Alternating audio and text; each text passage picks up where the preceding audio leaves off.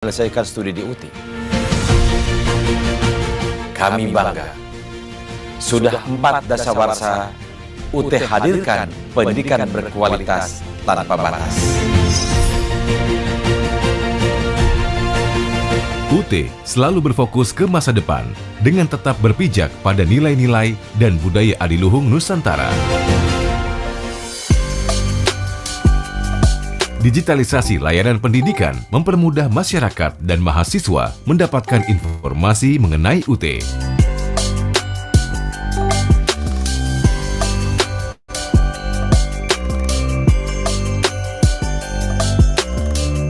Selain tercetak, bahan ajar juga diberikan dalam bentuk digital, guna memudahkan mobilitas mahasiswa.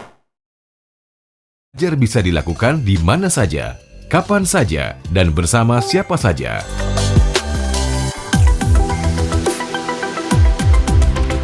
Digitalisasi pendidikan juga diformulasikan ke dalam loka pasar digital mata kuliah yang ditawarkan oleh Indonesia Cyber Education Institute atau ICE Institute. Beragam mata kuliah dari perguruan tinggi terkemuka di tanah air dan mancanegara ditawarkan secara online. Perpustakaan UT sebagai salah satu unit vital di perguruan tinggi menawarkan fasilitas digital yang memungkinkan mahasiswa, dosen, tenaga kependidikan, bahkan masyarakat umum untuk mengakses sumber pustaka secara lebih leluasa. Beragam layanan yang diberikan memastikan student engagement dapat dilaksanakan dengan better, cheaper, and faster. UT pada tahun ini mengedepankan internasionalisasi program sebagai upaya menyejajarkan UT dengan perguruan tinggi jarak jauh berkualitas di dunia. Selain menawarkan program internasional, akreditasi internasional pun dilakukan. International Trust yang tinggi akan meningkatkan kredibilitas UT dan lulusannya.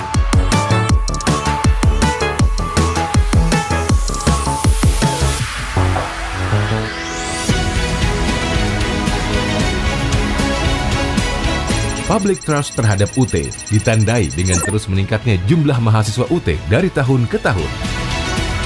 Semoga keluar dari sini makin berkah hidupnya, apa yang diinginkan tercapai, dan yang pasti ilmunya bisa bermanfaat buat semuanya. Tidak saja jumlahnya yang meningkat, komposisi mahasiswa pada saat ini didominasi oleh generasi milenial dan Gen Z.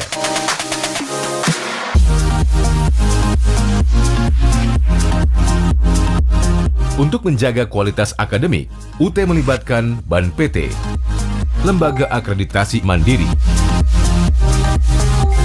dan International Accreditation Bodies.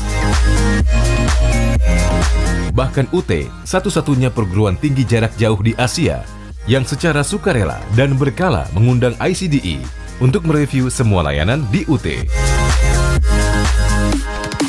Kita ingin memastikan bahwa layanan yang diberikan telah memenuhi kaidah-kaidah dan standar kualitas yang diberikan oleh perguruan tinggi jarak jauh terkemuka di dunia. Pada tahun ini, jumlah program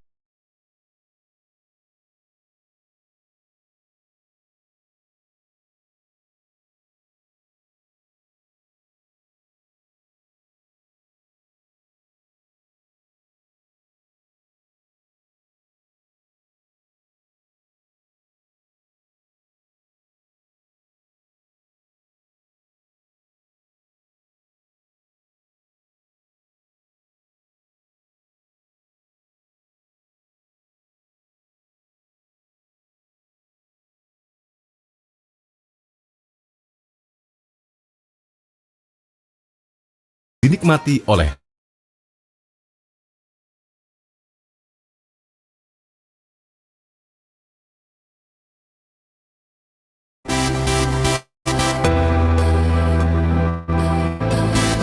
mungkin harus menunggu puluhan tahun atau ratusan tahun untuk membangun kampus di tempat ini. Puji Tuhan, dengan adanya UT, saya bisa kuliah meskipun saya tinggal di tempat yang amat terpencil seperti ini. Tanah airku tidak kulupakan, kan terkenang selama hidup.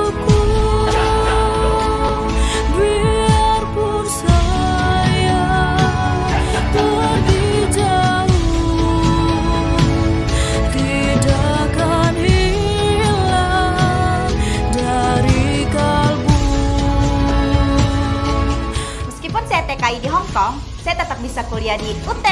Setelah jadi sarjana, saya akan pulang dan menjadi entrepreneur yang tangguh.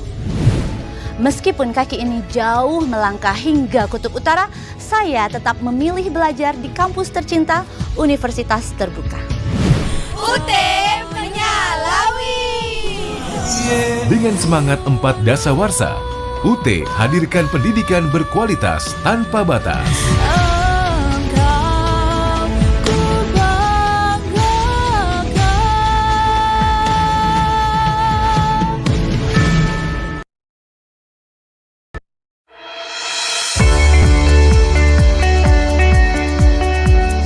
Dengan tuntutan era digital yang semakin pesat, memacu kita untuk terus meningkatkan potensi sumber daya manusia yang terintegrasi dan mampu menunjang produktivitas.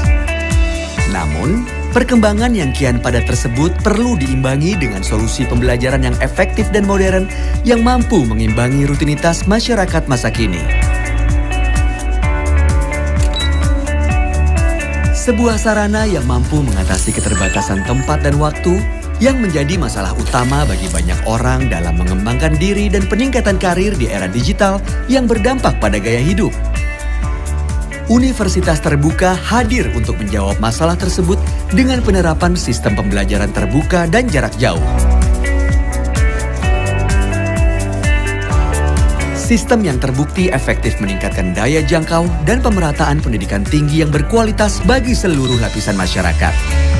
Sistem pembelajaran Universitas Terbuka memungkinkan para mahasiswa untuk belajar secara fleksibel dan terbuka dengan beberapa keuntungan seperti waktu pendaftaran yang terbuka sepanjang tahun sehingga Anda tidak perlu khawatir untuk terlambat melakukan pendaftaran. Ruang, waktu, dan tempat yang fleksibel bagi mahasiswa. Hal ini sangat berguna bagi para mahasiswa yang tetap ingin mengembangkan wawasannya dimanapun dan kapanpun. Materi ajar cetak maupun digital yang mudah diakses di seluruh pelosok Indonesia dan mancanegara. Memberi kesempatan kepada segala golongan dan usia yang siap belajar untuk mengembangkan ilmu dan kemampuannya di segala bidang. Memiliki 39 kantor regional di seluruh Indonesia dan pusat layanan luar negeri yang selalu siap mendukung kegiatan operasional dan jalinan kerjasama dengan berbagai institusi baik nasional dan internasional. Serta dilengkapi dengan berbagai fasilitas penunjang proses pembelajaran seperti UT Radio, UT TV, layanan bantuan belajar, hingga perpustakaan yang dapat diakses secara online. Memiliki 4 fakultas, Fakultas Keguruan dan Ilmu Pendidikan, Fakultas Hukum Ilmu Sosial dan Ilmu Politik, Fakultas Ekonomi, Fakultas Sains dan Teknologi, dengan lebih dari 35 program studi sarjana dan program pasca sarjana.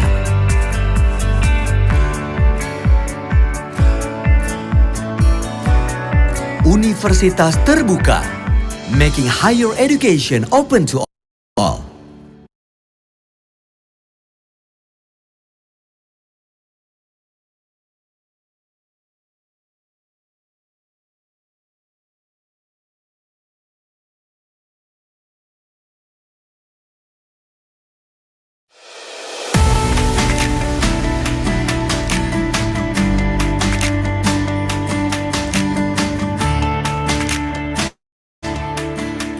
Selamat datang di Universitas Terbuka, perguruan tinggi negeri ke-45 di Indonesia yang diresmikan pada 4 September 1984.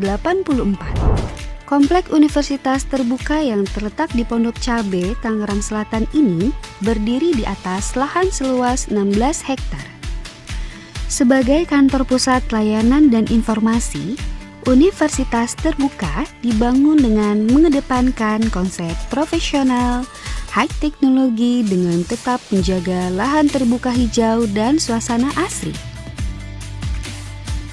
Sebagai pelopor dan inovator pendidikan jarak jauh, Universitas Terbuka memiliki 39 kantor layanan unit program belajar jarak jauh atau UPBJJ yang tersebar di seluruh Indonesia dan 1 pusat pengelolaan mahasiswa luar negeri. Dengan sistem belajar yang fleksibel, bisa dilakukan di mana saja dan kapan saja. Universitas terbuka dapat menjangkau seluruh lapisan masyarakat dari beragam usia, pendidikan, dan profesi untuk dapat mengenyam pendidikan tinggi. Untuk dapat memberikan akses pendidikan tinggi berkualitas kepada mahasiswa di seluruh Indonesia, Universitas terbuka menyediakan layanan internet dengan kecepatan tinggi dan ruang kerja yang sangat representatif untuk seluruh stafnya. Kantor pusat Universitas terbuka dilengkapi unit-unit yang memiliki peran penting dalam pelaksanaan pendidikan jarak jauh seluruh mahasiswanya. Di antaranya adalah Unit Pelayanan Terpadu Teknologi, Informasi dan Komunikasi atau UPT-TIK sebagai unit pelaksana pengembangan dan aplikasi program pelayanan data dan informasi. Pusat Pengembangan Multimedia atau P2M2 yang selalu mengedepankan pemanfaatan teknologi untuk menunjang proses pembelajaran. Pusat Pengelolaan Bahan Pelayanan Pustaka atau Pusla.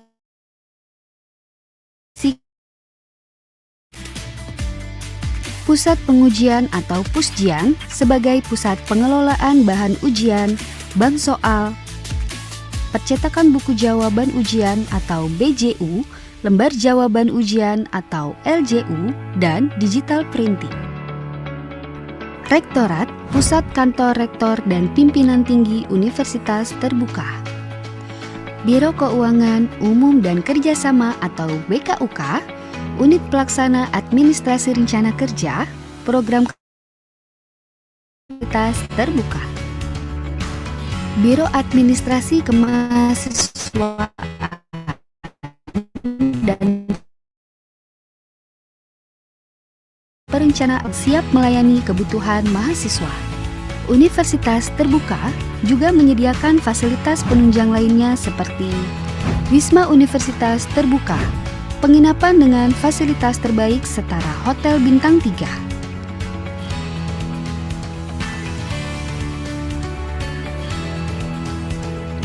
Universitas Terbuka Convention Center atau UTCC, balai sidang dengan kapasitas 2.500 orang. Sport Center meliputi lapangan tenis, lapangan futsal, dan tempat fitness. Jogging track, dan juga gazebo multifungsi di tengah danau. Universitas terbuka memiliki 4 fakultas dan 1 pusat pengelolaan dan penyelenggaraan program pasca sarjana. Fakultas Ekonomi, Fakultas Hukum, Ilmu Sosial, dan Ilmu Politik, Fakultas Sains dan Teknologi, dan Fakultas Keguruan dan Ilmu Pendidikan. Hingga kini, Universitas terbuka memiliki lebih dari 350.000 mahasiswa dari seluruh Indonesia yang tersebar di 43 program studi diploma, sarjana, magister, dan doktor. Universitas terbuka, making higher education open to all.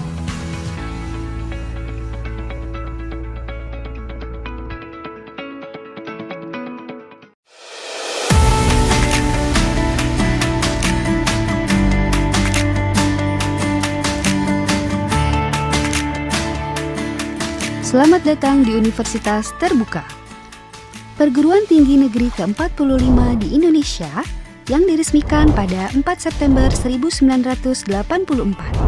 Komplek Universitas Terbuka yang terletak di Pondok Cabe, Tangerang Selatan ini berdiri di atas lahan seluas 16 hektar. Sebagai kantor pusat layanan dan informasi, Universitas Terbuka dibangun dengan mengedepankan konsep profesional, high teknologi dengan tetap menjaga lahan terbuka hijau dan suasana asri. Sebagai pelopor dan inovator pendidikan jarak jauh, Universitas Terbuka memiliki 39 kantor layanan unit program belajar jarak jauh atau UPBJJ yang tersebar di seluruh Indonesia dan 1 pusat pengelolaan mahasiswa luar negeri. Dengan sistem belajar yang fleksibel, Bisa dilakukan di mana saja dan kapan saja. Universitas terbuka dapat menjangkau seluruh lapisan masyarakat dari beragam usia, pendidikan, dan profesi untuk dapat mengenyam pendidikan tinggi. Untuk dapat memberikan akses pendidikan tinggi berkualitas kepada mahasiswa di seluruh Indonesia, Universitas terbuka menyediakan layanan internet dengan kecepatan tinggi dan ruang kerja yang sangat representatif untuk seluruh stafnya. Kantor pusat Universitas terbuka dilengkapi unit-unit yang memiliki peran penting dalam pelaksanaan pendidikan jarak jauh seluruh mahasiswanya. Di antaranya adalah Unit Pelayanan Terpadu Teknologi, Informasi dan Komunikasi atau UPT-TIK sebagai unit pelaksana pengembangan dan aplikasi program pelayanan data dan informasi. Pusat Pengembangan Multimedia atau P2M2 yang selalu mengedepankan pemanfaatan teknologi untuk menunjang proses pembelajaran. Pusat Pengelolaan Bahan Ajar atau Puslaba sebagai sentral pengelolaan dan distribusi bahan ajar mahasiswa. Pusat Layanan Pustaka atau Puslata, layanan perpustakaan baik fisik maupun digital. Pusat Pengujian atau Pusjian sebagai pusat pengelolaan bahan ujian, bank soal, percetakan buku jawaban ujian atau BJU, lembar jawaban ujian atau LJU, dan digital printing. Rektorat, Pusat Kantor Rektor dan Pimpinan Tinggi Universitas Terbuka. Biro Keuangan Umum dan Kerjasama atau BKUK, Unit Pelaksana Administrasi Rencana Kerja, Program Kerja dan Keuangan Universitas Terbuka. Biro Administrasi Kemahasiswaan dan Perencanaan atau BAKP, sebagai pusat layanan kemahasiswaan, termasuk call center yang siap melayani kebutuhan mahasiswa. Universitas terbuka juga menyediakan fasilitas penunjang lainnya seperti Wisma Universitas Terbuka, penginapan dengan fasilitas terbaik setara Hotel Bintang 3.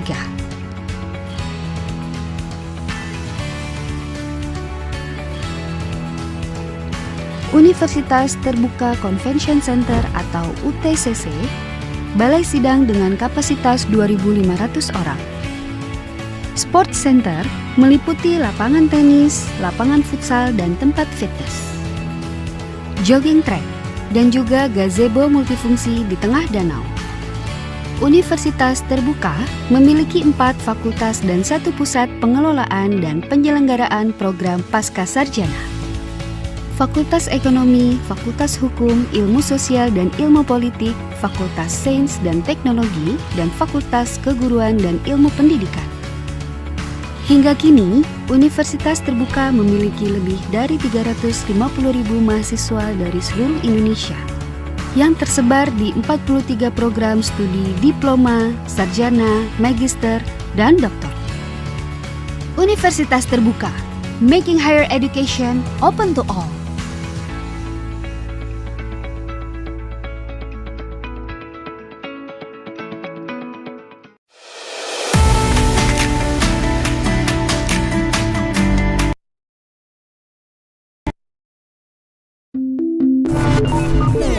Pendidikan adalah wahana untuk menggapai mimpi dan mengubah masa depan menjadi lebih baik. Hari gini nggak ada alasan. Pendidikan adalah wahana untuk menggapai mimpi dan mengubah masa depan menjadi lebih baik. Hari gini nggak ada alasan buat nggak kuliah. Kita bisa kuliah tanpa mengorbankan kegiatan yang lainnya. Bahkan waktu dan tempat pun bukan masalah. Siapapun kalian dan dimanapun kalian berada, ciptakan kampus untuk kuliah dan kampus yang akan mendatangi kalian. Ya cuma UT yang bisa begini. Pendidikan adalah wahana untuk menggapai mimpi dan mengubah masa depan menjadi lebih baik. Hari gini nggak ada alasan buat nggak kuliah. Kita bisa kuliah tanpa mengorbankan kegiatan yang lainnya. Bahkan waktu dan tempat pun bukan masalah. Siapapun kalian dan dimanapun kalian berada, ciptakan kampus untuk kuliah dan kampus yang akan mendatangi kalian. Ya cuma UT yang bisa begini.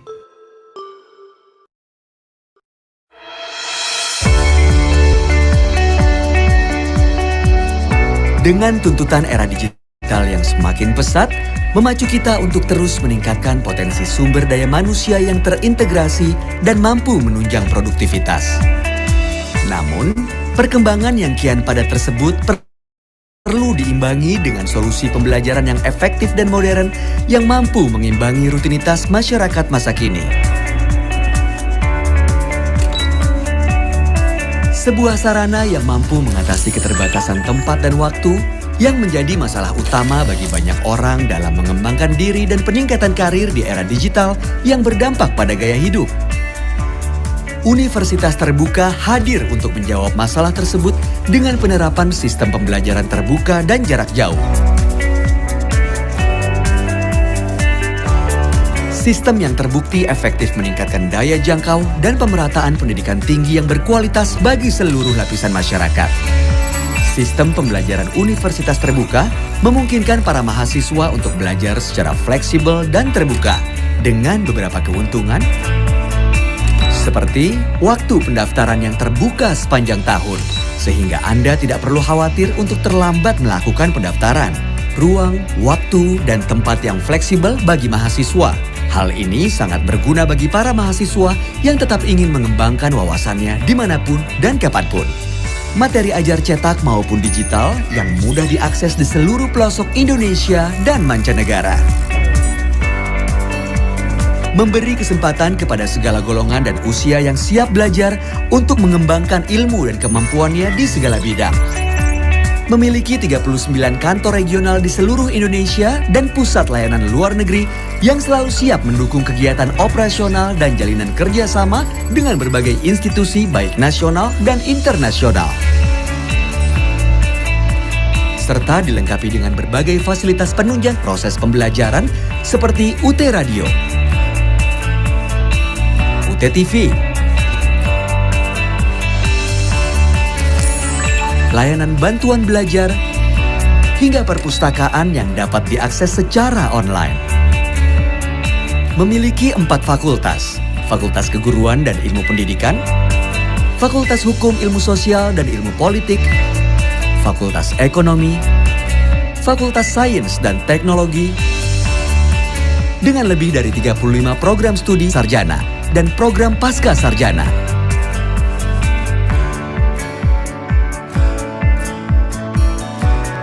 Universitas terbuka, making higher education open to all.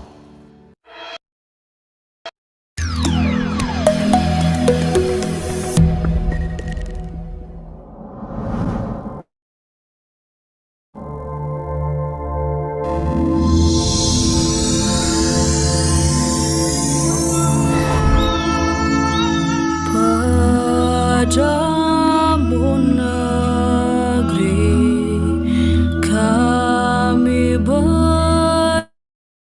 berjanji, padamu negeri kami berbakti,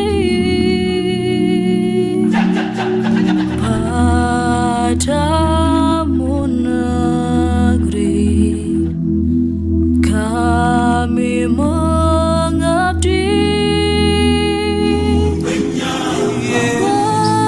Bagimu negeri jiwa raga kami.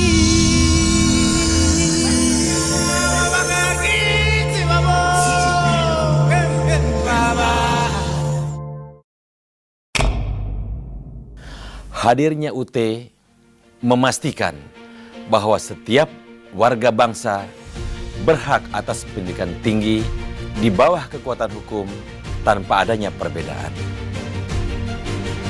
Lebih dari 2 juta lulusan berhasil menyelesaikan studi di UT. Kami bangga, sudah 4 dasawarsa UT hadirkan pendidikan berkualitas tanpa batas. UT selalu berfokus ke masa depan dengan tetap berpijak pada nilai-nilai dan budaya adiluhung Nusantara. Digitalisasi layanan pendidikan mempermudah masyarakat dan mahasiswa mendapatkan informasi mengenai UT.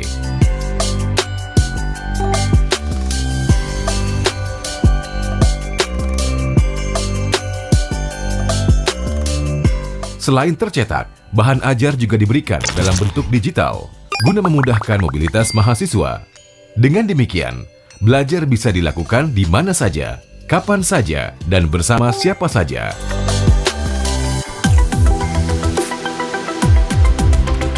Digitalisasi pendidikan juga diformulasikan ke dalam loka pasar digital mata kuliah yang ditawarkan oleh Indonesia Cyber Education Institute atau ICE Institute. Beragam mata kuliah dari perguruan tinggi terkemuka di tanah air dan mancanegara ditawarkan secara online. Perpustakaan UT sebagai salah satu unit vital di perguruan tinggi menawarkan fasilitas digital yang memungkinkan mahasiswa, dosen, tenaga kependidikan, bahkan masyarakat umum untuk mengakses sumber pustaka secara lebih leluasa. Beragam layanan yang diberikan memastikan student engagement dapat dilaksanakan dengan better, cheaper, and faster. UT pada tahun ini mengedepankan internasionalisasi program sebagai upaya menyejajarkan UT dengan perguruan tinggi jarak jauh berkualitas di dunia. Selain menawarkan program internasional, akreditasi internasional pun dilakukan. International Trust yang tinggi akan meningkatkan kredibilitas UT dan lulusannya.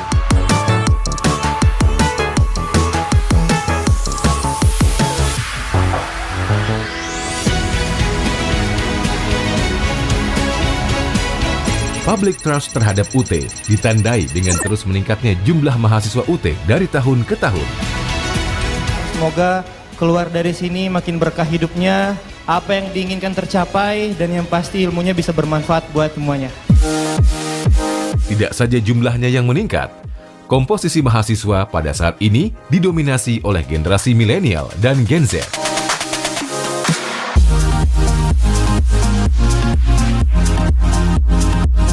Untuk menjaga kualitas akademik, UT melibatkan BAN PT, Lembaga Akreditasi Mandiri,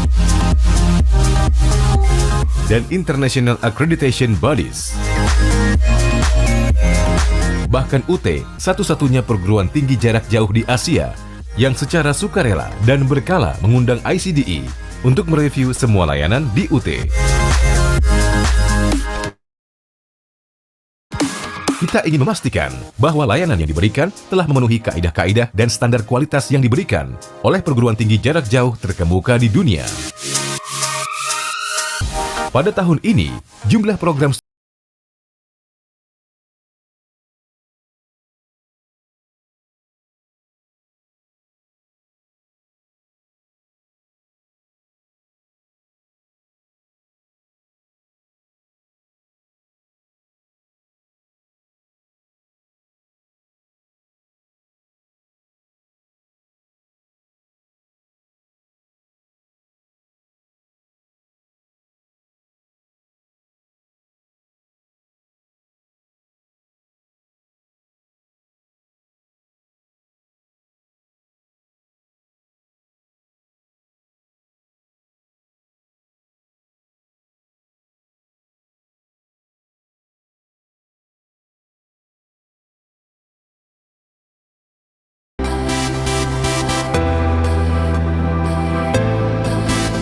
Mungkin harus menunggu puluhan tahun atau ratusan tahun untuk membangun kampus di tempat ini. Puji Tuhan, dengan adanya UT, saya bisa kuliah meskipun saya tinggal di tempat yang amat terpencil seperti ini. Tanah airku tidak kulupakan, kan terkenang selama hidupku. Biarpun saya pergi jauh, tidak akan hilang dari kalbu. Meskipun saya TKI di Hong Kong, saya tetap bisa kuliah di UT. setelah jadi sarjana, saya akan pulang dan menjadi entrepreneur yang tangguh. Meskipun kaki ini jauh melangkah hingga kutub utara, saya tetap memilih belajar di kampus tercinta Universitas Terbuka. UT menyalawi. Dengan semangat 4 dasawarsa, UT hadirkan pendidikan berkualitas tanpa batas. Engkau ku banggakan.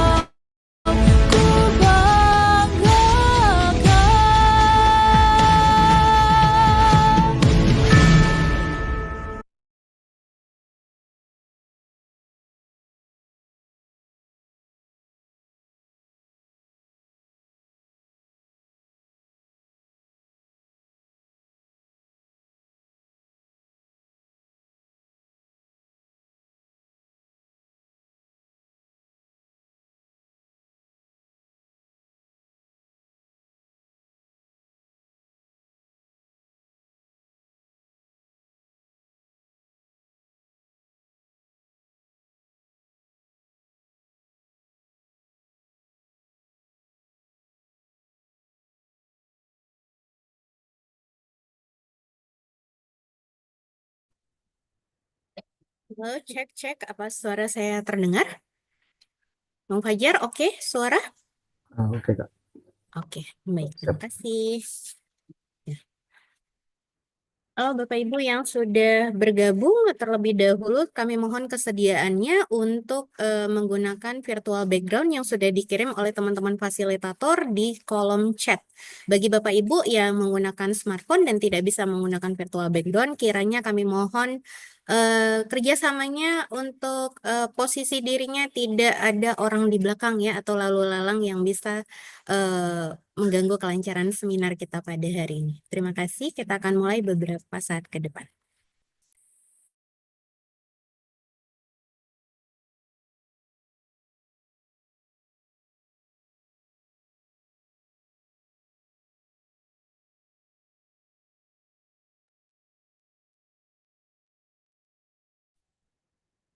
Good morning, everyone. It is my pleasure to welcome you all of this prestigious international seminar on utilizing AI in education and academic within the context of industrial era 5.0. Let me introduce myself. My name is Eka Frija as a host today.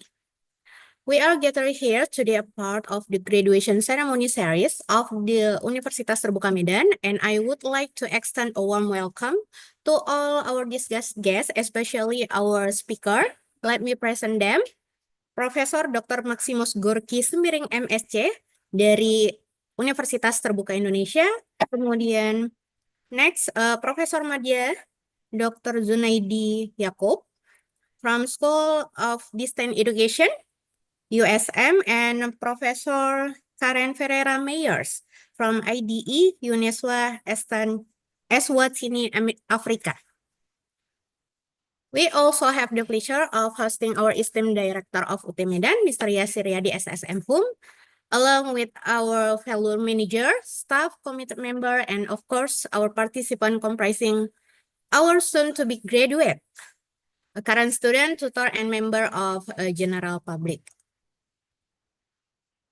As we embark of this intellectual journey, we will explore how artificial intelligence and revolutionize the way we learn, conduct research, and prepare ourselves for the challenge and opportunity of industry era 5.0.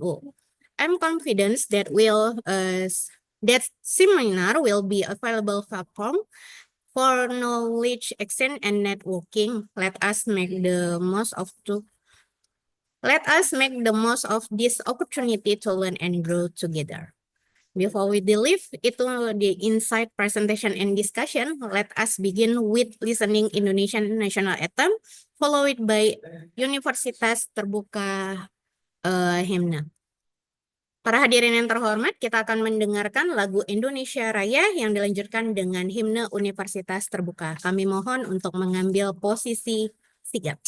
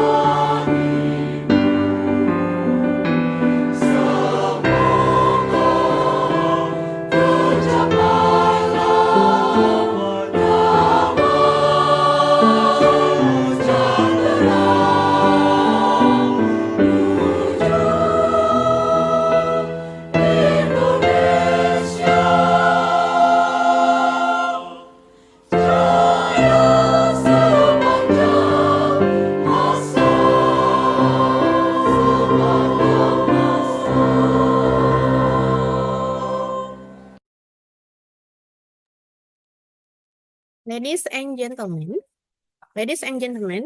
we will have the honor of hearing opening speech from our esteemed Director UT Medan, Mr. Yasir Riyadi, SSM Home. Selanjutnya kita akan mendengarkan sambutan dan juga pembukaan dari Direktur UT Medan, Bapak Yasir Riyadi, SSM Home. Kepada Bapak, kami persilahkan. Baik, terima kasih. Suara saya terdengar jelas. Bapak Ibu, teman-teman, selamat siang. Salam sejahtera untuk kita semua. Honored guests, distinguished speakers, college students, and also participants from Medan and also outside of North Sumatra. A very good morning, Horas, for all of you. And I would like to say Professor Maximus Gorky Sembiring from Universitas Terbuka and also Professor Madia Zulkop from School of Distance Education, University Sains Malaysia, and also Professor Kara Meyers from Eswatini, Africa. It is my great and honor to privilege and welcome each of you to this very important international seminar on utilizing AI in education. So I hope in this seminar, it is very important because AI is very personalizing learning experience, advancing research methodologies, and also to make you know there is a new tools to knowledge and access and anything that you want to know whenever you want to get the knowledge. So I think our seminar today is a very great opportunity to explore the dynamic in depth, especially for the great speakers. And I do believe that our discussion today will bring fresh perspective and a very good insight that will inspire everyone of you to explore. Terima kasih buat teman-teman yang sudah hadir hari ini, 400 siswa kita, alumni, dan juga dari seluruh Medan, dan juga wilayah kota-kota seluruh Indonesia dan di beberapa kota di luar negeri. I really look forward to the inspiring exchange and outcomes that will emerge for our seminar today. So let us begin this journey into the possible with AI education together. Thank you very much. Assalamualaikum warahmatullahi wabarakatuh. I will give it back to Eka. Silakan Eka. Thank you, sir. Ladies and gentlemen, we want to go to our international seminar with our moderator for today, Miss Grace Prima Apriani Xiaoming MSOS will then guide us through the presentation by our guest speaker, followed by an interactive Q&A session. Kepada Miss Grace yang akan memandu moderator kegiatan seminar internasional kita pada hari ini. Silahkan. Thank you, Miss Eka. Terima kasih untuk kesempatan yang telah diberikan. Assalamualaikum warahmatullahi wabarakatuh. Good morning, everyone. Greetings to the Director of UT Medan, all of the speakers, presenter, and the participant for this discussion session. It's a pleasure to welcome you all to our first international seminar organized by UT Medan. Today's theme is Challenges and Opportunities in Utilizing AI in Education and Academic within the Context of Industry 5.0. My name is Grace Prima Apriani Sihombing, and I'll be the moderator for today's discussion session. Ladies and gentlemen, as stated in our topic today, we are facing the new era of education and academic, which is every single thing is using AI as a technological advancement. Therefore, many people think that AI is a worst thing for the future. Somehow, AI is very useful for academic process. And the question is, how we can use AI for the future, especially for academic journey? How about the challenges? And before we dive into the future of educations, we need to explore how AI can be transformed learning, enhance academic research, and prepare us for Industry 5.0. Today, we are very fortunate to have three expert speakers who will discuss the topic and share about their perspective. Joining us today, Professor Dr. Maximus Gorky Sembiring, MSc from Universitas Terbuka, Professor Madya Dr. Zunaldi Jacob from School of Distance Education USM Malaysia, and Professor Karen Ferreira Ramirez from IDE UNESWA Eswatini Africa. So I'd like to greet our speakers today. Professor Gorky, are you with me? Okay, great. Yes, thank you, Grace. Yeah, okay, great. Hi, Professor Jacob, Professor Mayers. Greetings from Indonesia. Yeah. Okay, great. Okay, with me. I'm going to guide to our presentation till the next 2 hours. And for your information, all the speakers will talk around 20 minutes each session. And after all the speakers done, we have discussion for 30 minutes, and all the audience can ask a question. So if you are want to ask a question, you can ask your question by raising your hands, or you can type your questions in the chat box below. And I will going to read them for you all. So, can we go to the first speakers? I'm going to invite Professor Gorky, and let me introduce our speakers by biography, a little bit of biography. So, Professor Dr. Maximus Gorky, MSc from Universitas Terbuka. He was born at Brastagi, 21st September 1958. His professor title from Faculty of Education, Universitas Terbuka. He was a director of Research Center, Universitas Terbuka from 28 until 2022. He loves to write, and actually he has write 4 books about education, about parenting, and about pedagogic learning. He also a facilitator and a motivator for several training centers, and he is also a presenter and speaker for many various academic events. Professor Gorky has many academic achievements, such as a Best Practice Awards from 37 AAOU Annual Conference 2024, hosted by Allama Iqbal Open University Islamabad, Pakistan.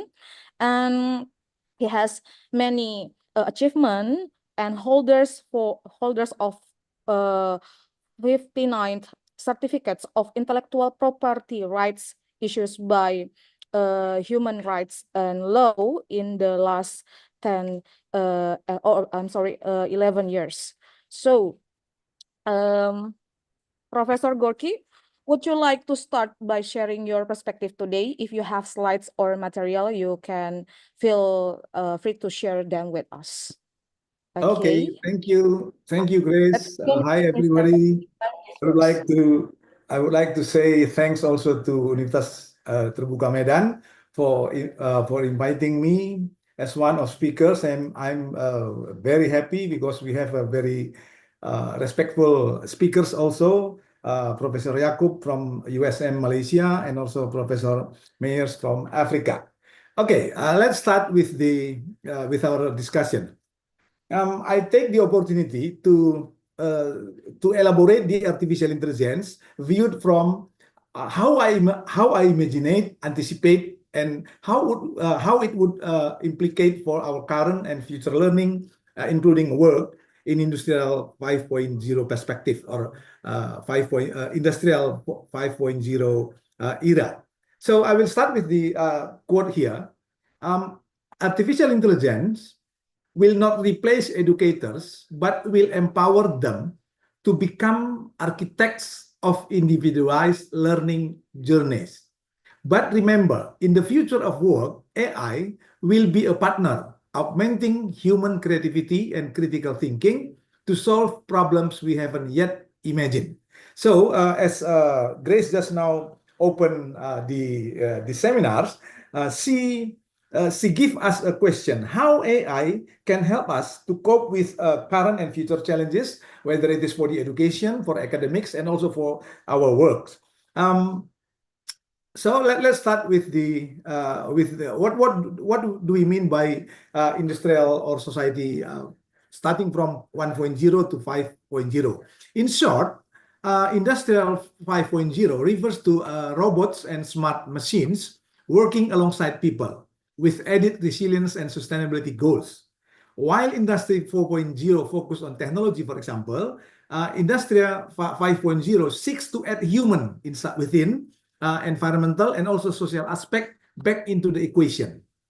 Means that we can see from different perspective when we are talking about industrial. So this is what we call industrial 5.0 in terms of definition. But if we see it from the society 5.0, for example, so society 5.0 is a concept for a future society that aims to balance economic growth and solving social issues by integrating technology into society. So in the Japanese habit, they call it a super smart society. So it implies that AI is a mirror, reflecting not only our intellect, but also values and fears at the same time. By far, the greatest danger of AI is that people conclude too early that they understand it or we understand it. So by this foundation, by this mindset, for example, we are going to have a part of my presentation, but I will try to finish it before 20 minutes. This is the outlines of our presentation. We'll start with the first one. As an overview, this presentation will show you the importance of understanding AI, transformative impact on education and work now and tomorrow. That's the first overview. The second overview will show you the futuristic aspect that already reshape current practices in education, including learning especially, and the workforce. That's why, therefore, this presentation is aimed at equipping participants with a balanced understanding of AI's potential and also pitfalls, and empower them with strategies for integrating AI effectively into current and future education and work environment. Let's start with the first one. This is the chronological evolution of AI. You may read later on because the committee will distribute the materials. But what is important here that current context, that AI is now embedded across fields, including and mostly to the educational sector and also workplace. It implies that it transforms how people learn, create, and solve problems. So chronologically, this is the evolution of AI. Then we are now in this stage where AI, as Grace said just now, will help us actually. But we'll see later on what is the positive sides and at the same time the negative sides. So how we can we have advantages of AI in terms of for you as a students, as a teachers, and also as a professionals in your each field. And the second one, we come to the what we call it as a positive aspects of generative AI. The first one, it clearly enhance learning experiences. What do you mean by enhanced learning experiences? So AI, let's say, as an example is ChatGPT, for example, or Perplexity, or Copilot, or other similar generative AI tools. It gives us more personalization in terms of study, learning, and also working. And also, we have a very instant feedback, very quick. And also, we have the same accessibility to all possible resources. That's the positive sides, the first one. And the second ones, it can give us opportunity to develop our skill for future job. In other words, if we see the 21st century skills, for example, we know it as a 4C, and two of them, creativity and complex problem-solving skill, it will help us how to have that through the AI, and also enhance collaboration. You know that the 21st century skills, collaboration and communication is two things apart from creativity and critical thinking. And the third one, it increases efficiency and productivity. Why is it so? Because we can work now faster and also simpler. In other words, by having artificial intelligence viewed from positive perspective, it gives us automation of repetitive tasks, the first one, and the second, informed decision making. So anyhow, this is the first part. We call it positive aspects of having generative AI. Now we see in line with this positive aspect, it also comes with the negative aspect, apart from the unintended consequences. What would be the negative aspects, for example? Dependency on AI and loss of critical thinking skills is possible because of the AI. So we have to be very aware of this. So it will help us to not to lose our critical skills. And the second one is data privacy and ethical concerns. Now, as the access to the information is very open, then there will be a data privacy and ethical concerns that will give us unintended consequences. And another part of negative aspect of generative AI about misuse and academic integrity issues. Let's say like a plagiarism, content quality and accuracy, and also job displacement risk. Now we see the positive and the negative aspect, but how we can have, or how we take advantage of having AI as a what do you call it, as an assistant for us, if, whether you as a teachers or educators, as a professionals, or even only as a parents, for example, or a brother or sisters in one house, for example. So how effective advice to anticipate and counteract the unintended consequences. First one, we need a guidance actually. Let's say in the school, for example, teachers should guide students in verifying AI-generated information, fostering a critical approach to use digital tools. That's the first one. We have to have a guides, and we say it to the teacher in the schools. And also, we develop AI ethics in the curriculum. Means that educators and also students at the same time should introduce discussion around the ethics of AI, including privacy, plagiarism, and responsible use of all tools to support our academic activities. And then we need to integrate AI as a supplement, not a replacement. This is very important. As soon as we have AI generative, for example, let's say tools like ChatGPT, and then we give all our job or our responsibility to the artificial intelligence tools. That's not was intended, but we have to integrate it. We clearly integrate AI as a supplement, but not a replacement. And then the second part of how we can get the effective advice, promote continuous learning and skill diversification. Anyhow, because the only certain at the moment is the uncertainty. So one way of overcoming possible turbulence to us, we must learn. We must have a continuous learning habits and also skill diversification. So that's the how we effectively get advantage of having AI in our job or in our let's say learning or studying. Now, this is the tips to gain optimal benefits from generative AI in current and future learning and work environment. First one, we or you or I must not only have to, or not only we are advised, but we must set a clear learning and work goals. Means that we have to define what our aims that should be achieved before using the AI tools. Otherwise, we'll be controlled totally by the AI tools. But if we know what we are going to achieve, so the machine AI tools like ChatGPT, Perplexity, or other similar tools will be our good assistant. And then the second, stay informed and updated. Too fast, the development of all the technology aspect growing is very fast. So we must stay informed and updated. Stay informed, especially about AI advancement, particularly those relevant to education, to better harness new tools as they emerge. And then the third one, experiment responsibly with AI tools.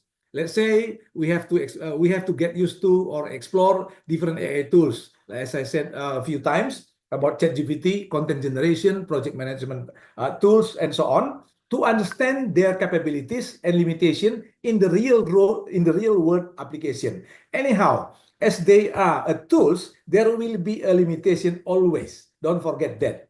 In other words, that we may use the AI tools, but remember, keep in mind always that it is a tool, so it has a limitation. The fourth, collaborate and share best practices. In other words, we must foster a culture of knowledge sharing on successful AI use cases among educators, among your friends as a professional in your office, for example, so that we are not left behind. And then the last one, and this is the most important one, we have to balance AI use with human creativity. In other words, don't allow tools like ChatGPT or other similar AI generative tools to control our life such that our human creativity is no longer effective. In other words, AI in one hand, AI enhances creativity, but human insight, empathy, and judgment are irreplaceable. So use AI to amplify, not to replace our unique skills and knowledge as a human. So here, if you see in the bottom of the slides, quotes, AI's potential to analyze vast amounts of data in real time will create agile learning and working environments where feedback is immediate, growth is continuous, and adoption is a second nature in our daily life. Now we come to the seventh part of my presentation. There will be a QA session later on. I cordially invite you to later on interactively participating to share your perspective, concern, and experiences with AI in education and working settings. That's the first one. And then as a clue for us to have a reflective question as our QA session later on, how about data privacy, specific AI tools recommendation, and strategies for mitigating negative impacts of generative AI in futuristic educational and working system. So by having this kind of discussion, for example, so you as graduates, as lulusan Universitas Terbuka that will be officially graduated tomorrow by our rector and also director of UT Medan. So you, especially you and also all of us, especially you as a graduate from Universitas Terbuka, need really to have a broader perspective related to AI in not only in your study or learning, but also in your daily professional life. And then to conclude, recap of the points. The integration of AI in education and work environments is transformative, offering tools that enhance personalized learning, support complex problem solving, and optimize efficiencies in many areas. So as long as you use AI to optimize the efficiency, that's good. However, to harness AI full potential, it is critical to adopt responsible and strategic practices. In education, for example, this implies that using AI to empower students with individualized learning pathways, adaptive feedback, and access to diverse resources that nurture their unique abilities and interests. This is not only for the students. This is also, what do you call it, in line with our needs when we are going after you finishing your study at UT. Similarly, in the workplace, for example, AI can streamline process and inform decision-making, but should be guided by ethical standards. So the ethical standards becomes a very critical one as the AI improve. And then the second one, about the final thoughts. AI should be viewed as a partner. Okay, is as a partner, as assistants if you like, but not as our boss, enriching educational and professional experiences rather than diminishing core human skills. Means that as long as it supports our creativity, critical thinking, what else, problem solving, it's good to use them. As long as, in other words, as long as it doesn't jeopardize our human judgment, empathy, and adaptability. So by aligning AI strengths with human values, we can create a future where AI-driven tools enhance our ability to learn, innovate, and connect in meaningful ways. So I will. This is some of the references used, and also this is good for your further readings. For our further readings, I will conclude the presentation by saying that AI is the science and art of creating machines to do things that would entail intelligence if it were done by humans. As AI reshapes business and industries, continuous learning will be our greatest asset. Education will then evolve to prepare us not just for jobs, but for lifelong adaptability. In Indonesia, in Universitas Terbuka, you as student, dalam bahasa Indonesia, ini yang kita sebut dengan belajar sepanjang hayat. That's the way how you cope with uncertainty in front of us, not by tomorrow, but also by the next minute we stop this presentation. Thank you very much. Back to you, please. Yeah. Thank you, Professor Garki, for a wonderful presentation. So the conclusion of Professor Gorky about his presentation is about the positive and the consequence about using AI.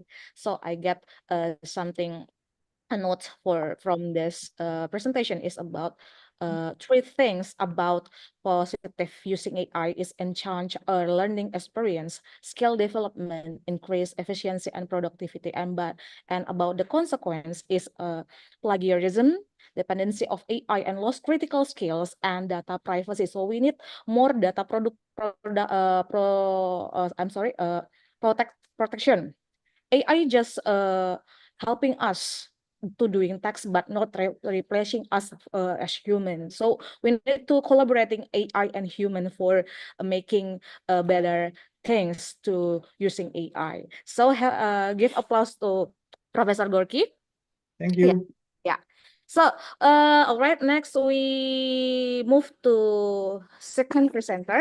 The second presenter is Professor Jacob. Yeah.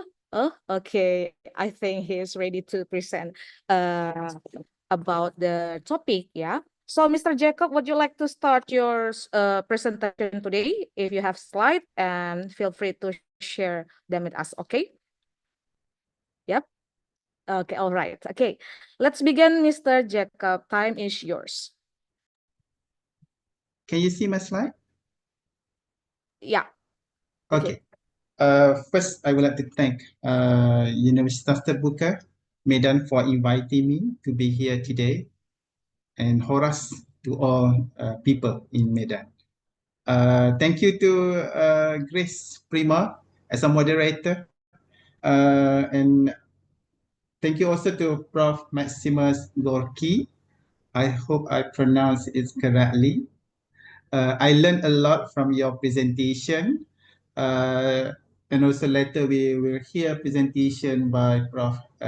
Karen Ferreira from Africa. Okay, so as a lecturer in open distance learning program, I would love to share my perspective how AI will have an impact on the effectiveness of teaching and learning activities in this kind of program. I do believe my institution, as one of the first institution offering ODL program in Malaysia, sharing a lot of same challenges up and down with the Universitas Terbuka. We have I think in other words many institutions worldwide together with Universitas Terbuka and my institution, we have progressed from time to time, years ago, how technology has impacted the way we operate our business. We produce a learning material, teaching material using printed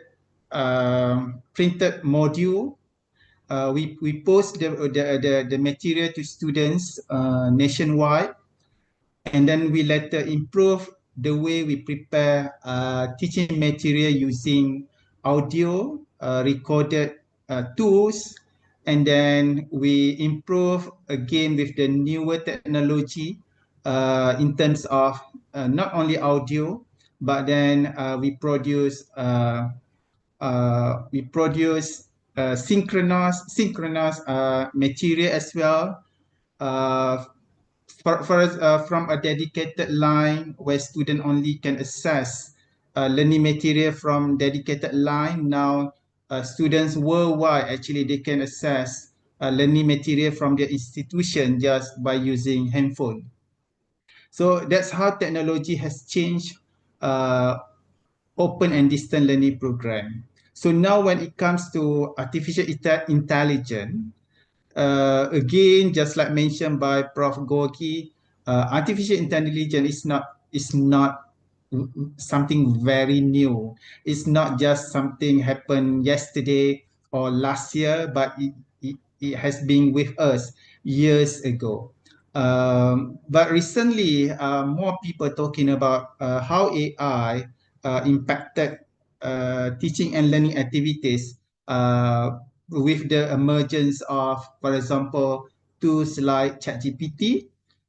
Some people, lecturers, for example, are worried.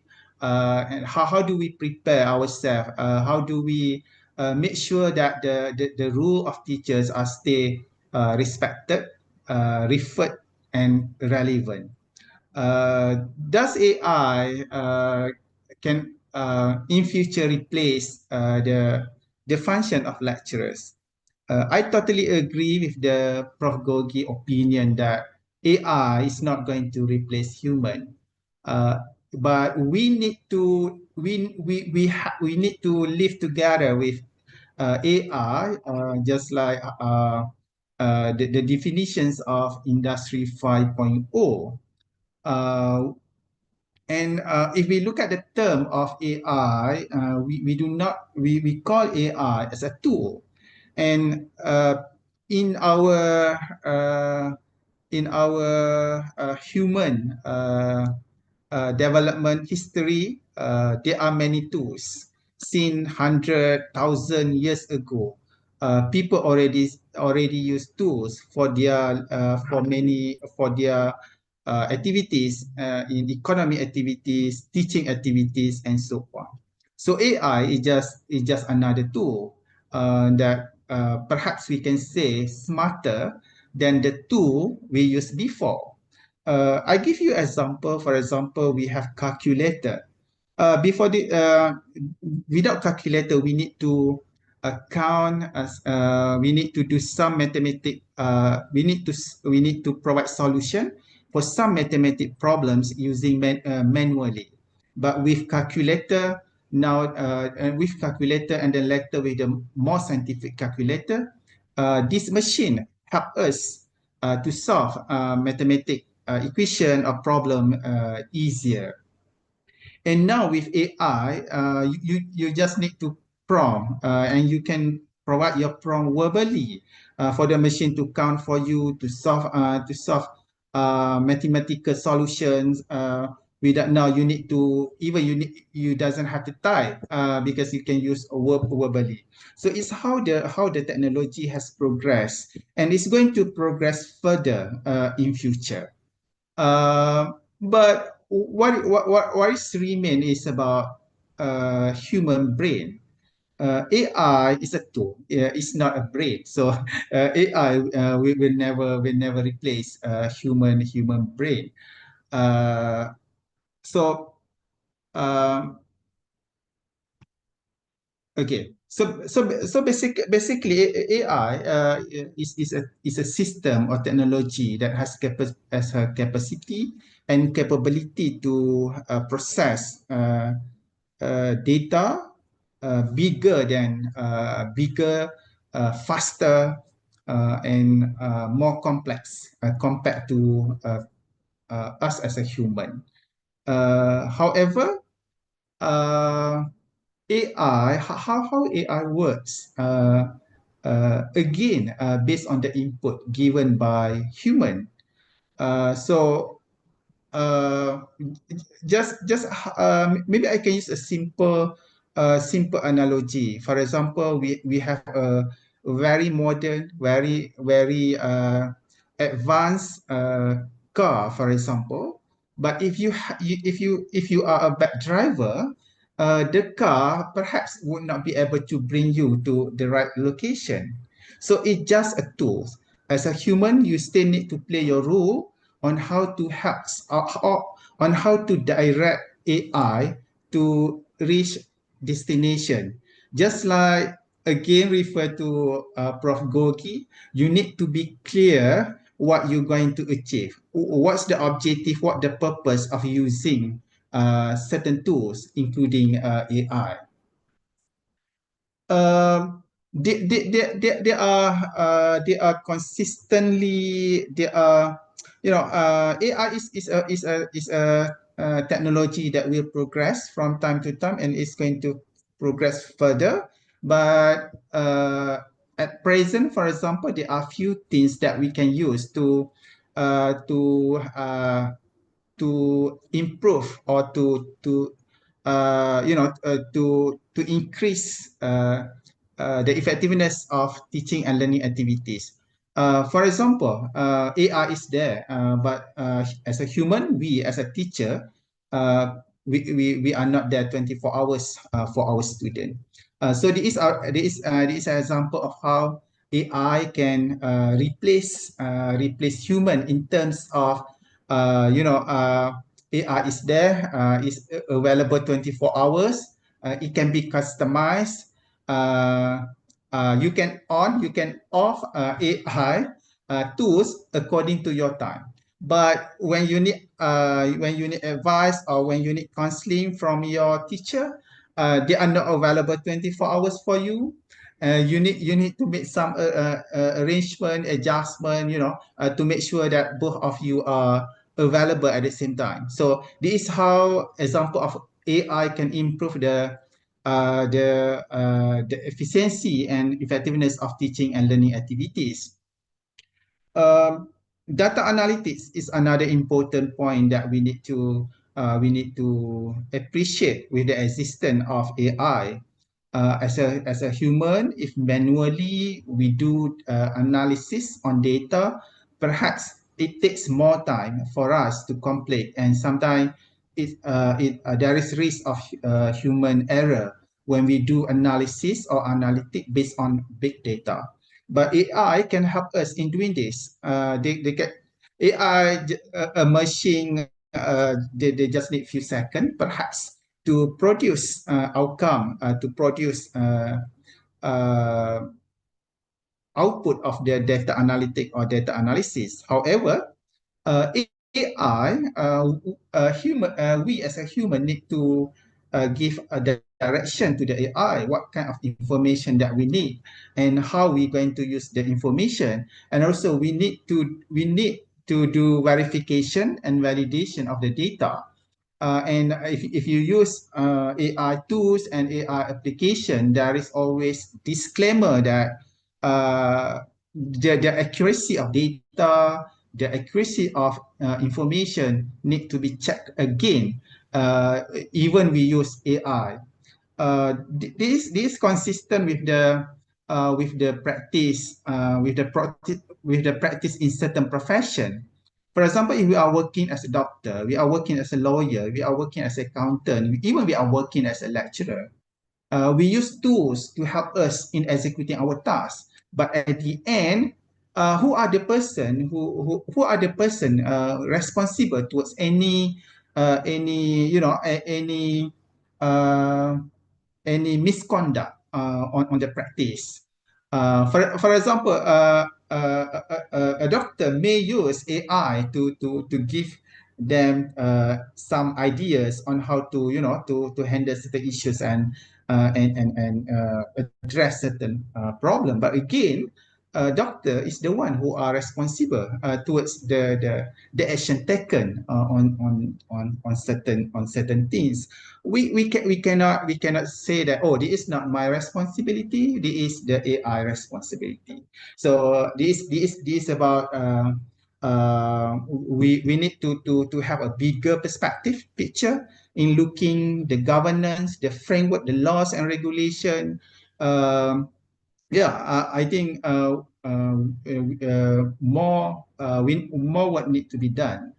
For example, in education, I do believe in certain university, in certain countries, they already have produced the policy regarding the AI usage in their industry. But again, people are still waiting for more, for more details, perhaps because this is something that we already expect, that we are living in the world where uh, complexity and also uh, complexity, and the complexity is a common. So it's going to be again new things coming out every day, and people need to react. And just like AI, they are progressing, advancing from day to day, and the functions what AI can do, perhaps getting bigger, better, and better and better from day to day.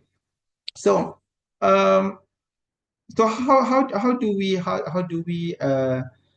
utilize AI in teaching and learning? For example, again, to be a virtual tutor, assistant in providing assistance to our student, especially for ODS student when they are working people and they have a different time zone.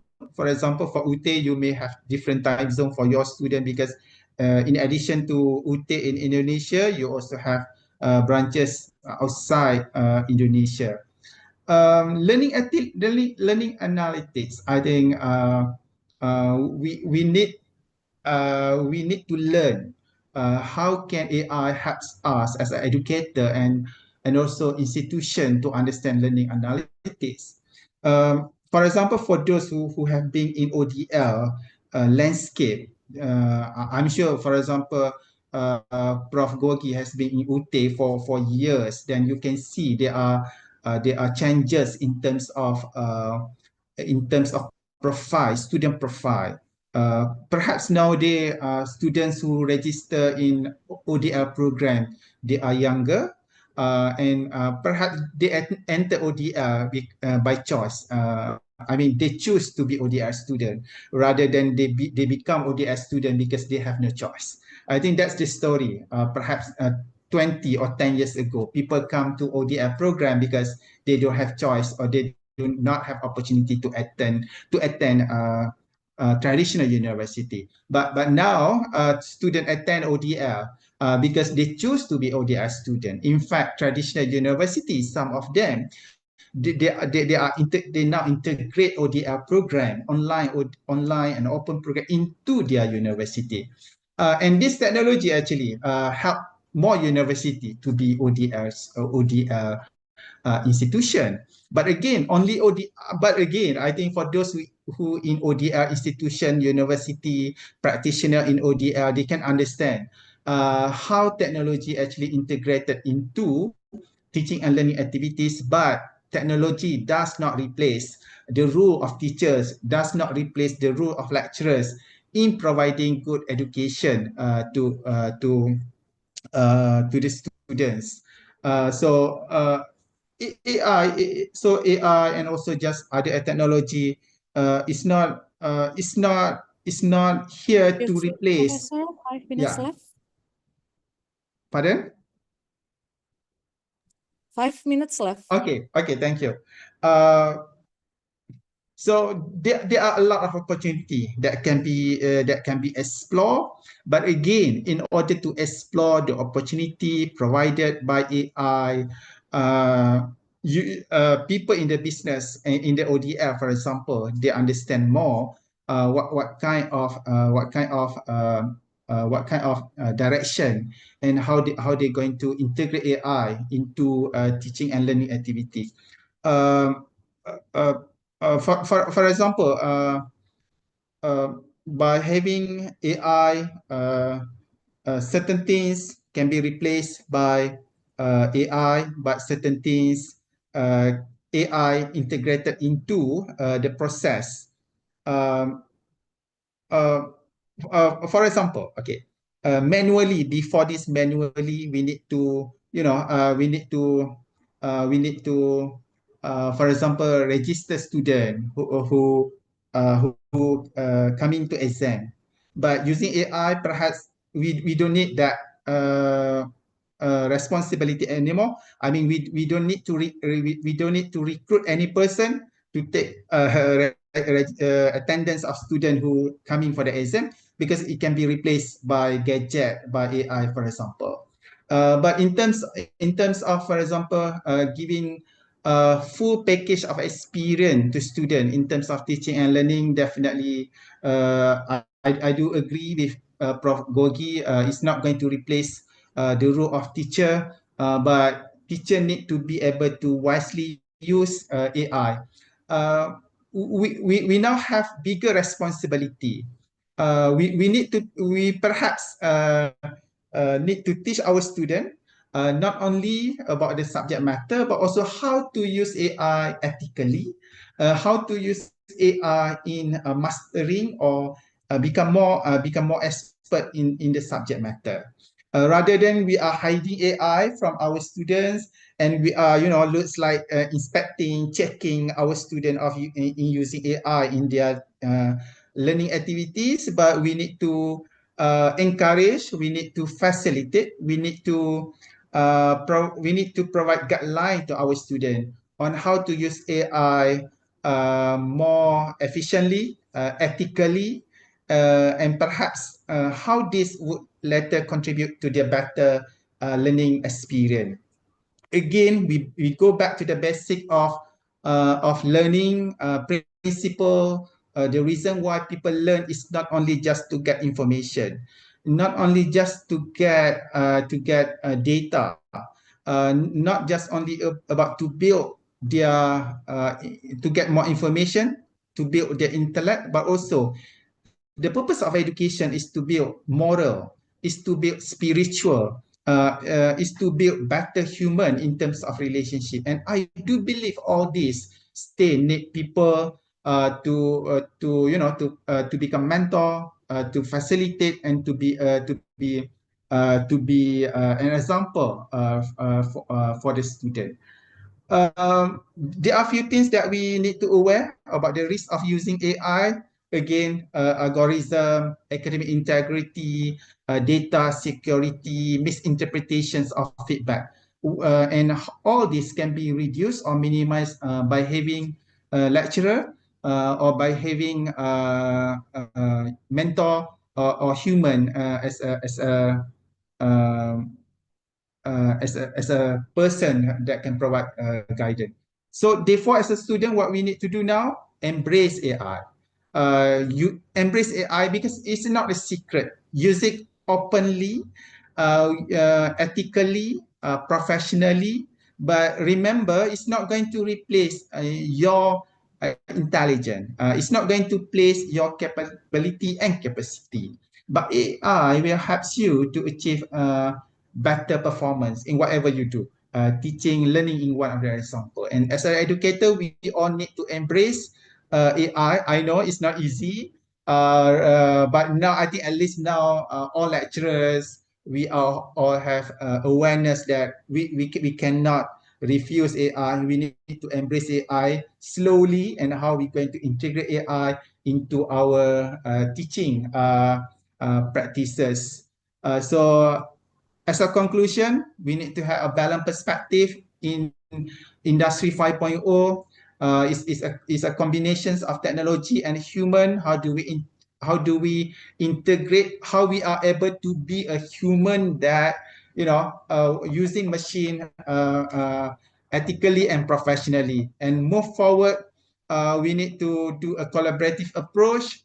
All the institution parties to understand more about AI. So Grace, thank you. Back to you. Okay, thank you, Professor Jacob. Please give applause to this wonderful presentation. Yeah. So Professor Jacob has present about AI, that AI is very helping us, especially for academic institution, because AI has opportunities and direction for teaching and learning activities. So we need to build awareness from a potential risks when we using AI. So we need to use AI with a responsibility, so never afraid to using AI. So we need to embrace the AI. So yeah, what a beautiful insightful for this second session. Thank you, Mr. Jacob, Professor Jacob. Actually, I want to remind all about the audience. If you want to ask a question, you can chat your question in the chat box below, and we will going to read your question, and or you can raising your hand after this session. So when we move to the next presenter. Yeah, Professor Karen, are you with us? I'm here. I hope you can hear me. Okay. Yeah, thank you. So, before she starts to present her presentation about her topic, I would like to read her profile. So, Professor Karen Vera Ramirez from IDA Uniswa Eswatini, Africa. She was born at Belgium, 5th July 1966. She is a full professor from Linguistic and Modern Language Institute of Distance Education, University of Eswatini. She has many publications, monographs, conference proceedings, published book, offline and online course, and another academic achievement. So one of her achievement is attendance over 100 webinars attended between 2020 until 2021. She is also active on community service, right?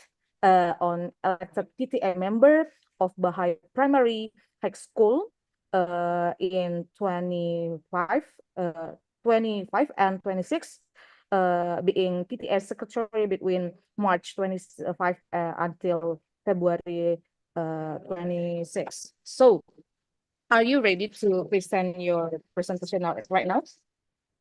Okay. I am, very much so. Thank you very much.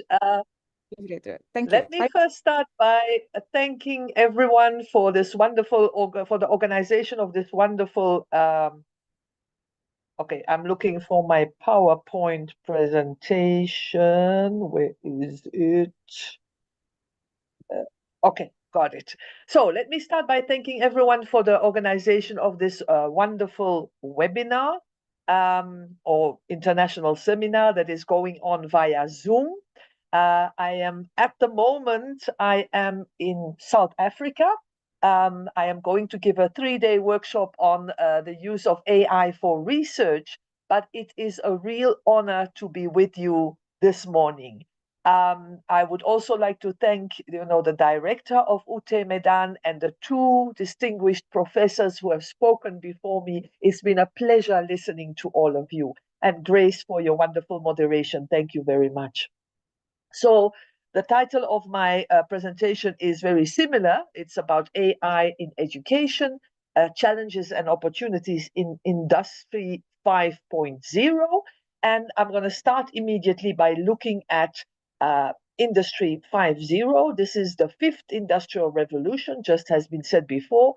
And I think what is important here is that we've gone through this amazing quest for machines and for tools and for online tools. But now the idea is, how can we collaborate as humans? How can we collaborate with machines? So the key features of Industry 5.0 are really the integration of AI, but also the Internet of Things, and ensuring that human creativity remains important. So it's balancing all those very important advancements, but we need to balance it with a human-centric approach, including in education. So what does that mean? There's this shift towards humans. So we're going back to what can we do as human beings? And there's also a focus on our soft skills. And colleagues already have spoken about the importance of collaboration, communication, critical thinking, all those big C's that we talk about for the 21st century. And that also includes emotional intelligence.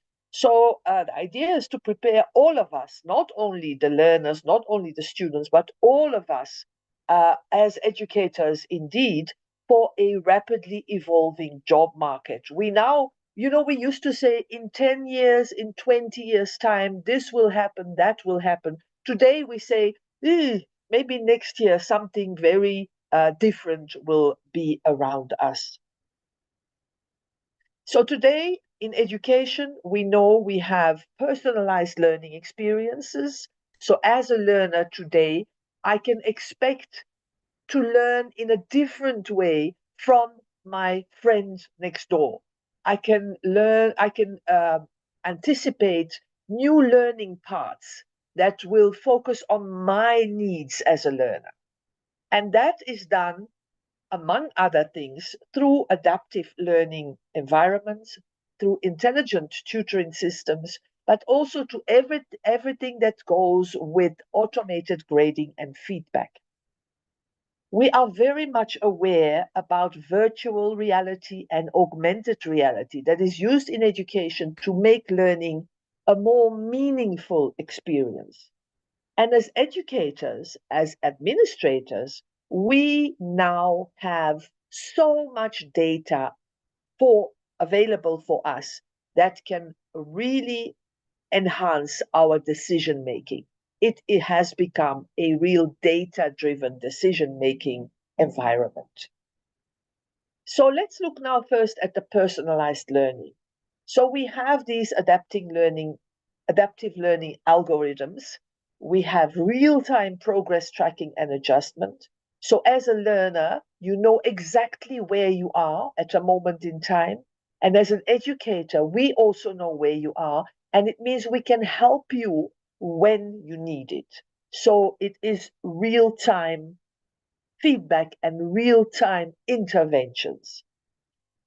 Our content delivery is no longer the same. With AI tools, we can now customize. We can tailor-make the content specifically for you, and we can deliver it in the format that you prefer. Online, we can have a synchronous lesson, just like we are doing now in Zoom. But we can also have asynchronous forums and activities that allow you to do them anytime you want. Very interesting also are the intelligent recommendation systems. We all have, well, most of us have smartphones.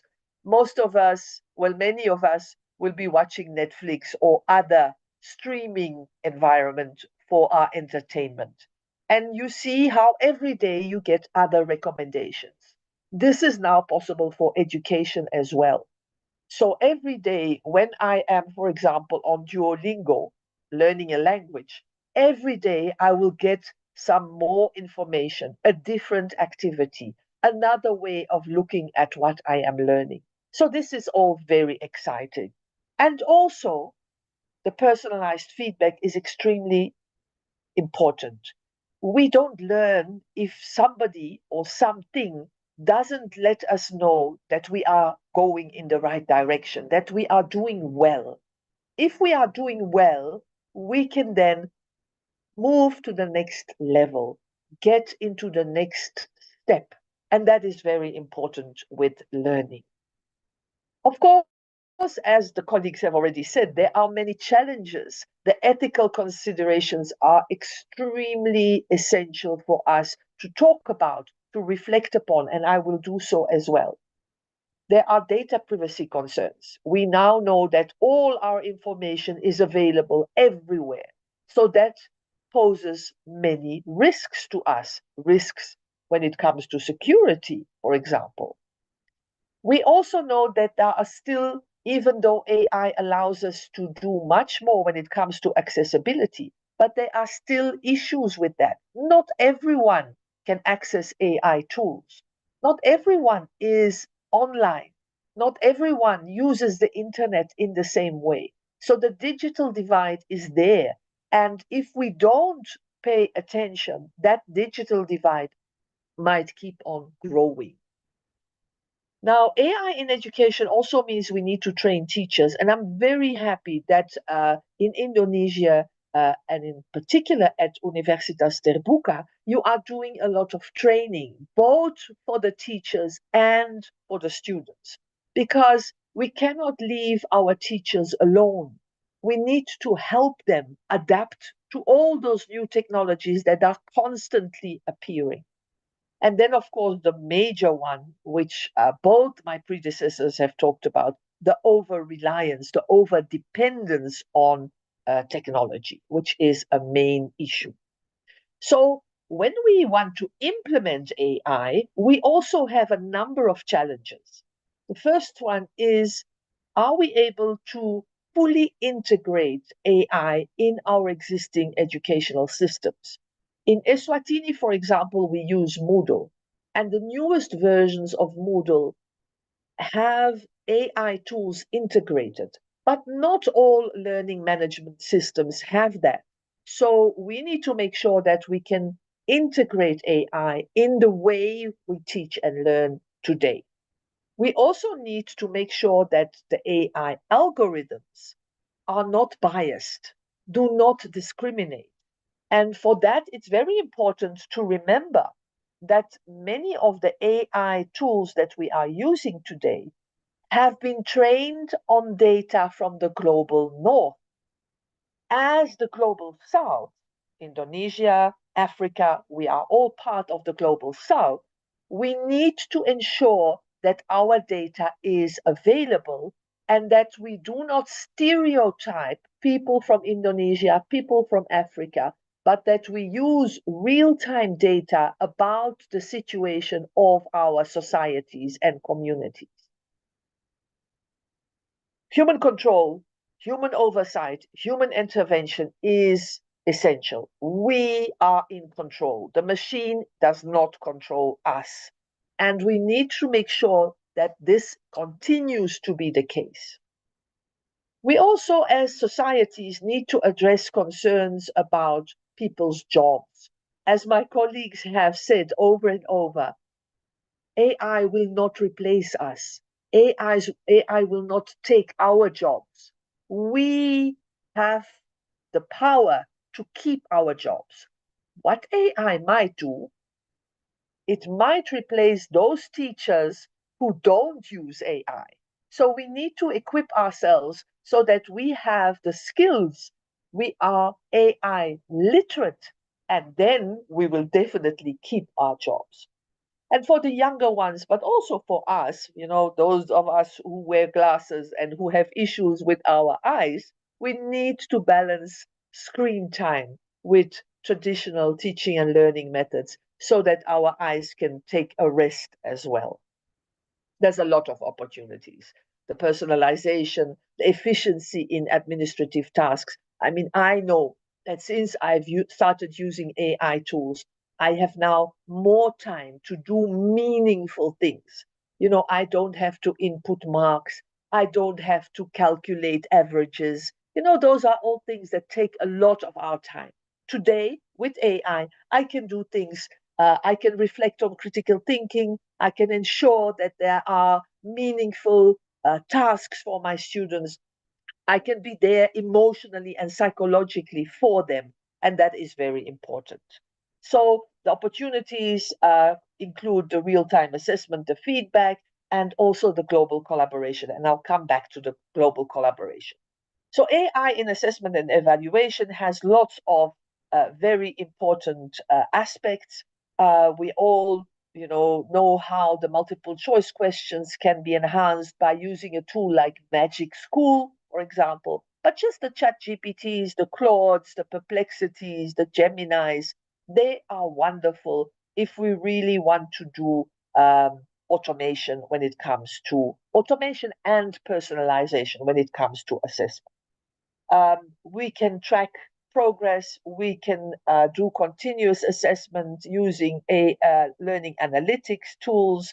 We can also use predictive analytics to identify students that are at risk. So instead of waiting for the end of semester to tell the students, hey, you are really not doing well, you are going to fail the exams, we can do this from day one, from the first assignment, from the first test that has taken place. We can now intervene and guide the learner. We will have to talk about the plagiarism detection and the academic integrity tools, because the tools that exist are not very good and they might not be very good for a very long time. So instead of detecting, rather have a conversation of the importance of having integrity in life. I think that's much more important. AI and research, very important. We can now do very good literature reviews, meta-analysis, data analysis, visualization. All this is much more possible and much more rapid through AI. We can do experiment design and execution in an automated manner. We can generate hypotheses. So all brainstorming, all that is possible when it comes to academic research. So the ethical considerations are many. We need to be much more transparent in what we do with AI. So we need to come out. Like today, part of my presentation has been generated by AI. It's important that I am honest about that. There is nothing wrong with that. But I need to tell you that I did so. So we also need to make sure that there is always human accountability. Even if I use AI tools, I am the one that is responsible for my output. I am the one that is responsible for what I say to you this morning. And I must be held accountable to that. So that is also very, very important.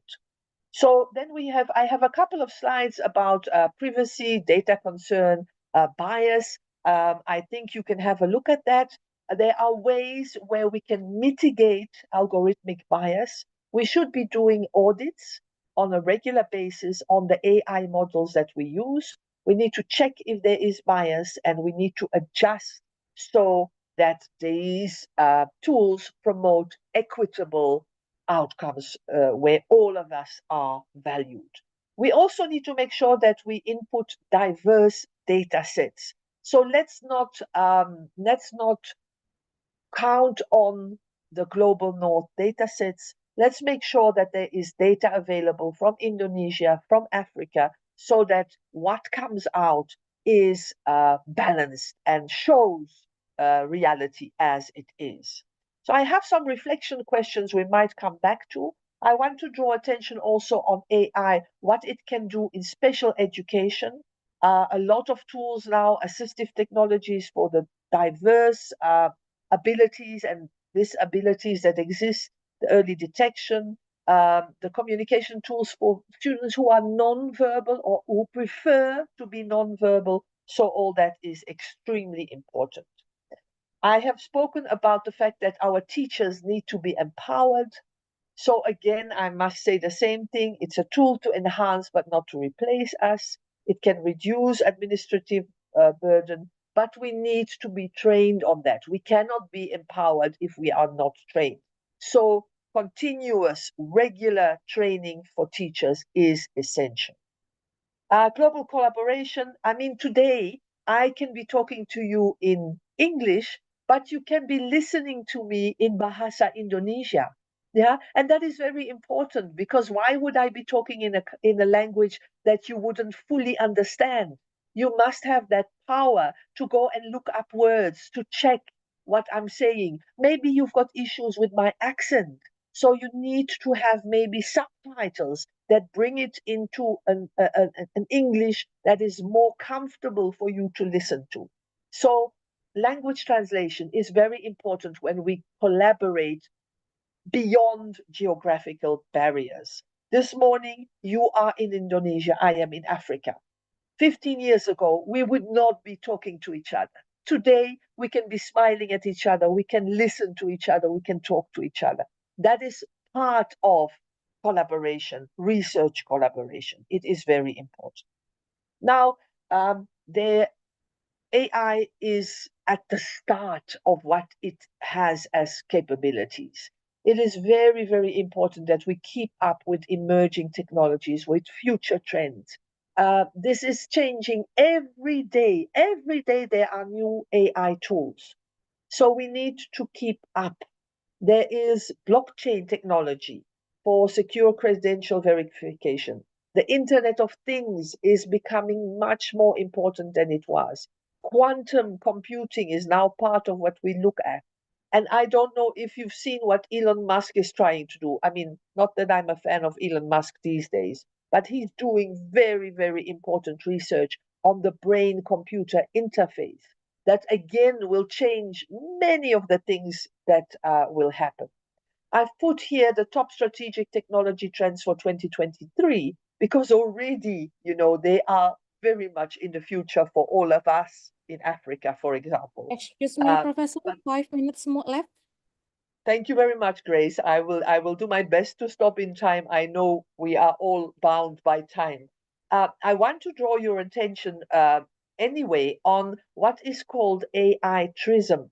Now, TRISM is an acronym which has the core values of a new type of framework, a new type of concept that integrates AI with the principles of transparency, T, responsibility, R, inclusivity, I, sustainability, S, and monitoring, M, TRISM.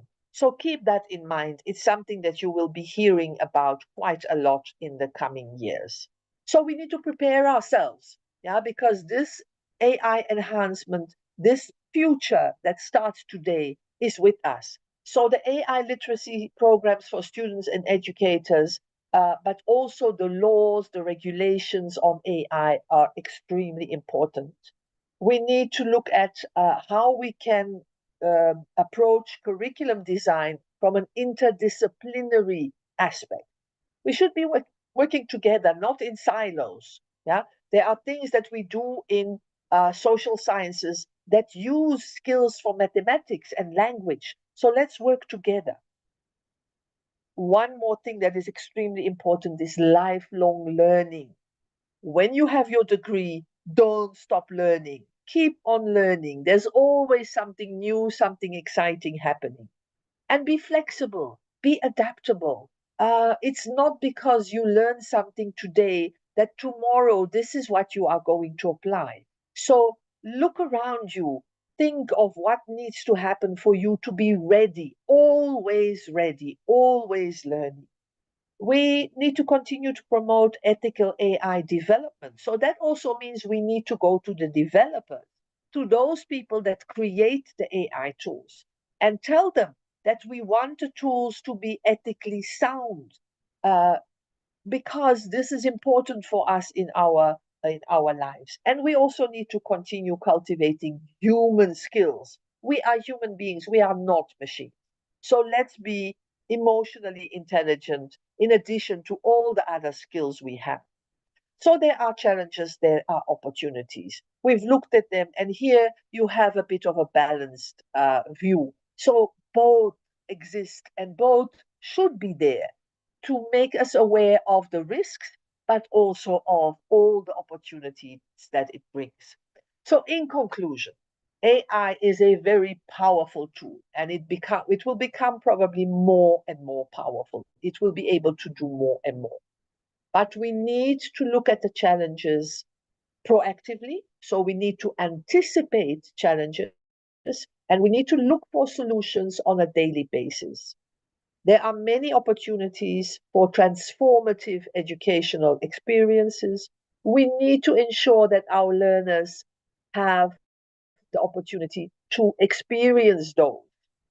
And collaboratively, not only within a university, not only within UT Medan, but within the broader UT family, within the broader family of the universities in Indonesia, within the broader family of the universities in Asia, within the broader families of the universities in Africa. We need to look forward to working to each other. educators, technologists, policymakers, students, parents, we need to collaboratively look into AI. And we have that responsibility of preparing all of us for a future where hopefully human creativity and AI coexist harmoniously. And with that, I really thank you for your attention. I've seen that the questions are coming up. I will also have a look in the chat, but I know that Grace will moderate those, and I appreciate that very much. Thank you for your attention. Okay, thank you for this wonderful presentation. Give applause to our third presenter for today, Professor Karen. What a beautiful, insightful that I get from your presentation.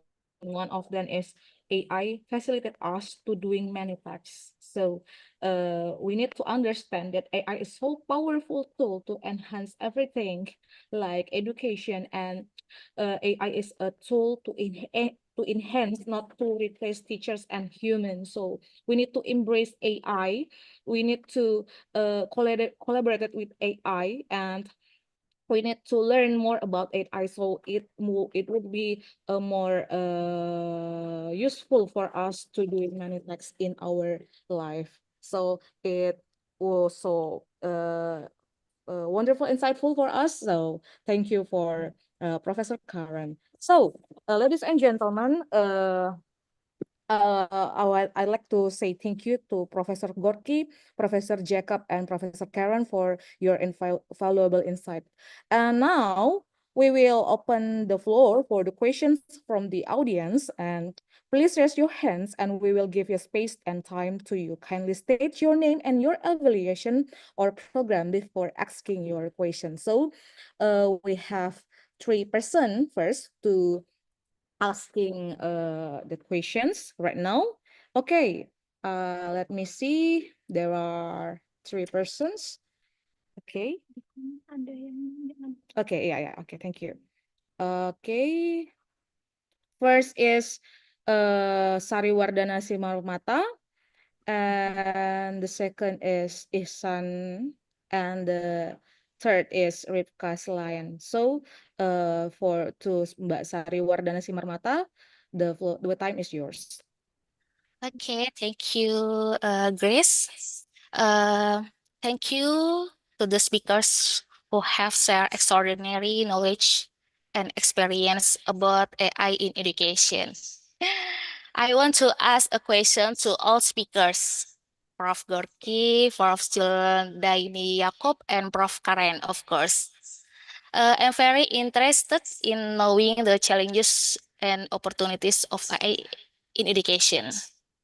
My questions are, how do we address the potential risks of reliance on AI in education?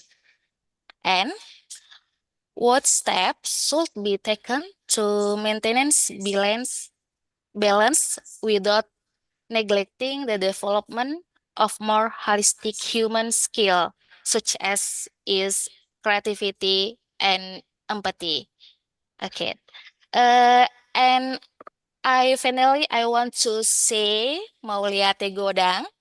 Mauliate Godang means thank you very much, with the language of the Batak culture, one of the culture in Medan. Professor Gorky, Professor Junaidi, and Professor Karen, can you follow me? Yes. Yeah. Let's say together, Mauliate Godang. Mauliate Godang. Mauliate Godang. Okay, thank you very much. And I back to Grace. Okay, Mbak Sari, thank you for your questions. Maulete Godang, dah. It means in Batak culture. Thank you. I think yeah. Everyone in this, Professor Jacob, Professor Gorky, and Professor Karen wants to directly answer or next question. give to the three questioners so we can Okay. have an effective time later on to answer the questions. Thank you. Okay, thank you. Yeah. Okay, to the next question is from Ihsan. For Ihsan, time is yours. Thank you.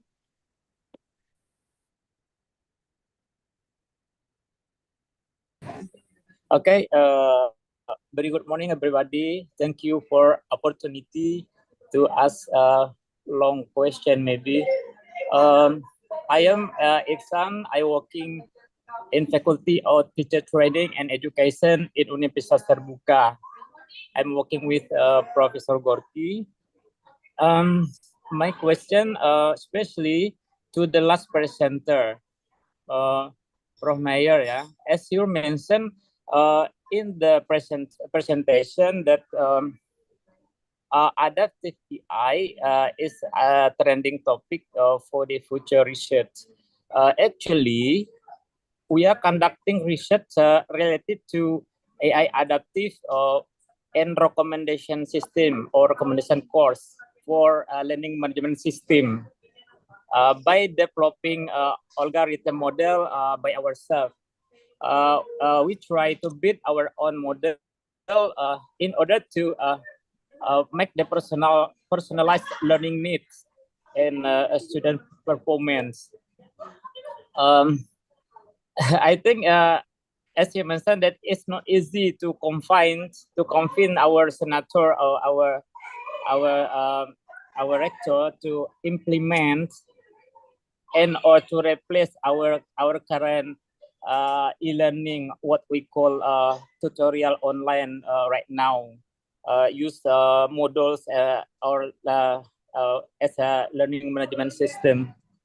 My question is because this is adaptive AI adaptive feedback in order to optimize digital learning quality quality services.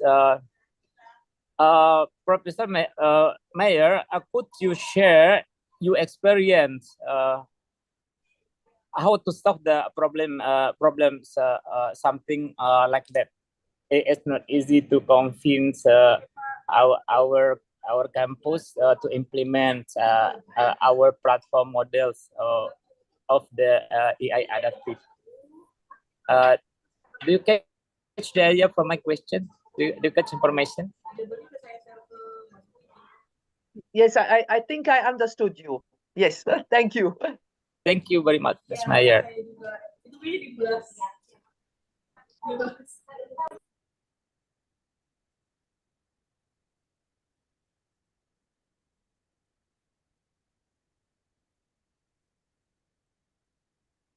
Okay, Ripka, please have your question. Okay, sorry for a little bit trouble because of the signal. I'm sorry. And the next question is the third questioner is from Ripka Silayan. Okay, yeah, the time is yours.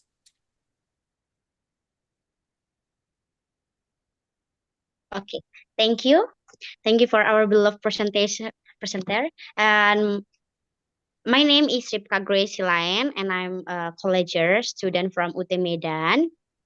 And my question is, AI helps us especially in education. And if we are students who want to increase our knowledge, how can we avoid plagiarism and be safe for our studies? Is there a safe link so we can dig up information about education? Thank you. And I think this is enough for my question. Thank you very much. Okay, thank you. So, who wants to answer first? Yeah, okay. I think the first from, okay, Professor Gorky. Okay, First? let's go to the first question from Husni Mubarak from the chat box. Yeah. Okay. It relates to the questions from Sari. I just heard just now at the end of the presentation of Professor Pereira Meyers that as long as we prepare students for a future, where human creativity and AI coexist harmoniously, we are on the right track. And also, just now, Pak Jacob also, Professor Jacob also said that as long as embrace AI professionally, ethically. So, by having those two, let's say, interim conclusions, it seems that we have to take into account that the AI, as a part of technology in general, is actually a good boss as long as we are smart and wise in one hand. If we are not smart enough or we are not wise enough, then AI or other form of technological tools becomes a cruel boss. And then at the same time, if we are flexible, according to Professor Freya Meyers, and also adaptable, so the AI will be a very good assistance to us, whether you are as a researchers or educators or even a students. By saying that I agree with Professor Jacob that we have or we must, in a more more strong words, we must embrace the technology as long as we have four words.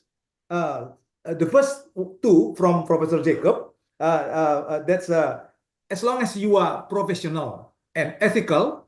On the other hand, at the same time, if you are flexible and adaptable, I think AI will be our very good assistant. So if we have a problem, Tusari and also Pak Husni Mubarak, if you have a problem later on in using AI, whether as a researcher, as students, or educators, means that we have to improve our perspective on, let's say, adaptability or the other one, professionalism level. If we can do so, then again, it will help us. For example, if you are a teacher, as long as you put the student as a center of your activity, your interaction in terms of learning process, I think we are still on the right track. But as soon as it gives us another unintended consequences, let's say we lose our humanity in general, for example, then we have to be really careful with all the AI tools as a AI generative.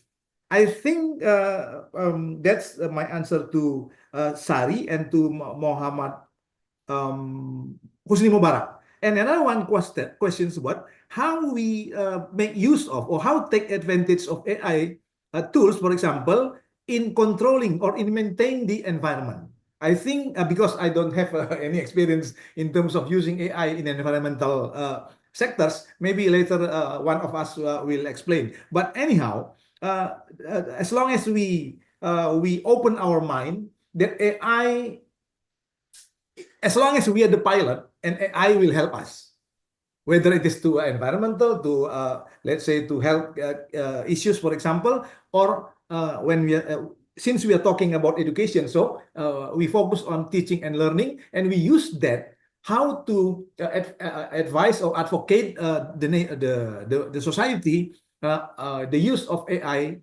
in environmental issues. I hope that's give perspective to all the students who ask the questions. Back to you, Grace. Thank you.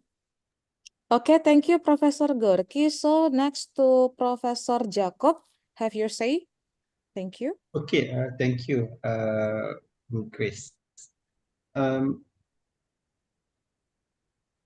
Education is about building human. We build human. We are not just transferring information or data to the people. In other words, a lecturer, a teacher, the responsibility is not just transferring information, data, SOP, procedure, techniques, or knowledge, but we are responsible in building human. That's what AI cannot do. Yeah. For example, you can simply ask AI, what is the best step to be the best leader? AI can provide answer to you.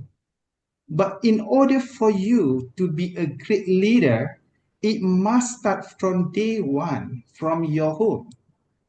Your parents, your father, your mother will teach you how to be empathy, how to understand people problem, how to talk nicely to people, how to communicate effectively to the people, how to use your even how to use your how to say something loudly, or how to say something with a very convince how to communicate to the lower group of staff, how to talk to people at the upper level.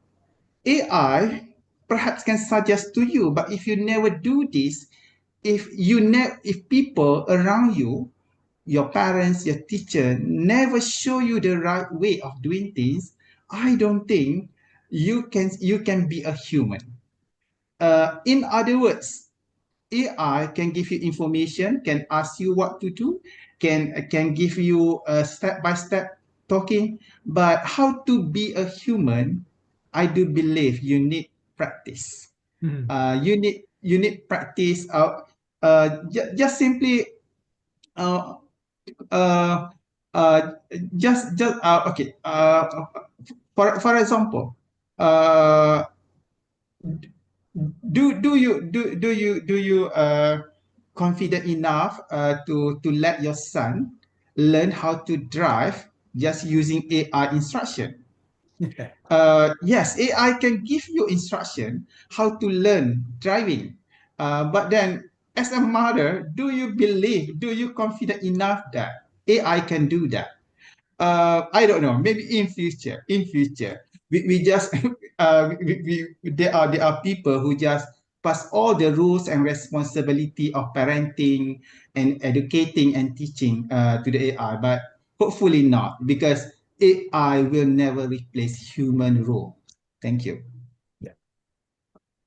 Okay, thank you, Professor Jacob. So now we move to Professor Karen. Have your say. Thank you.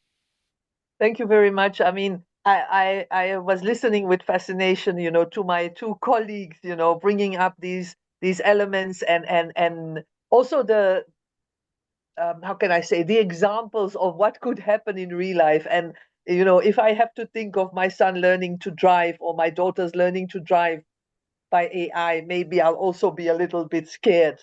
I get that point.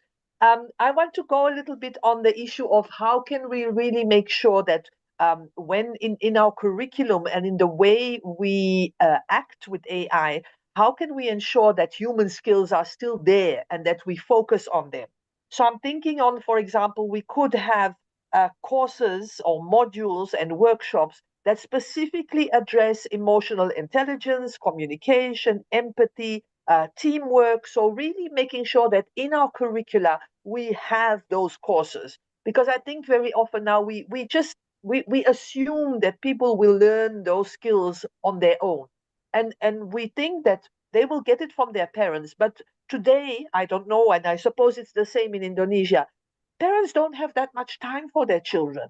So, we are all very, very busy and we think, okay, they will go to school and they will learn it there. But in schools, in the curricula, there's no space for it. So I think that will be very important. Similarly, also to promote critical thinking and problem solving.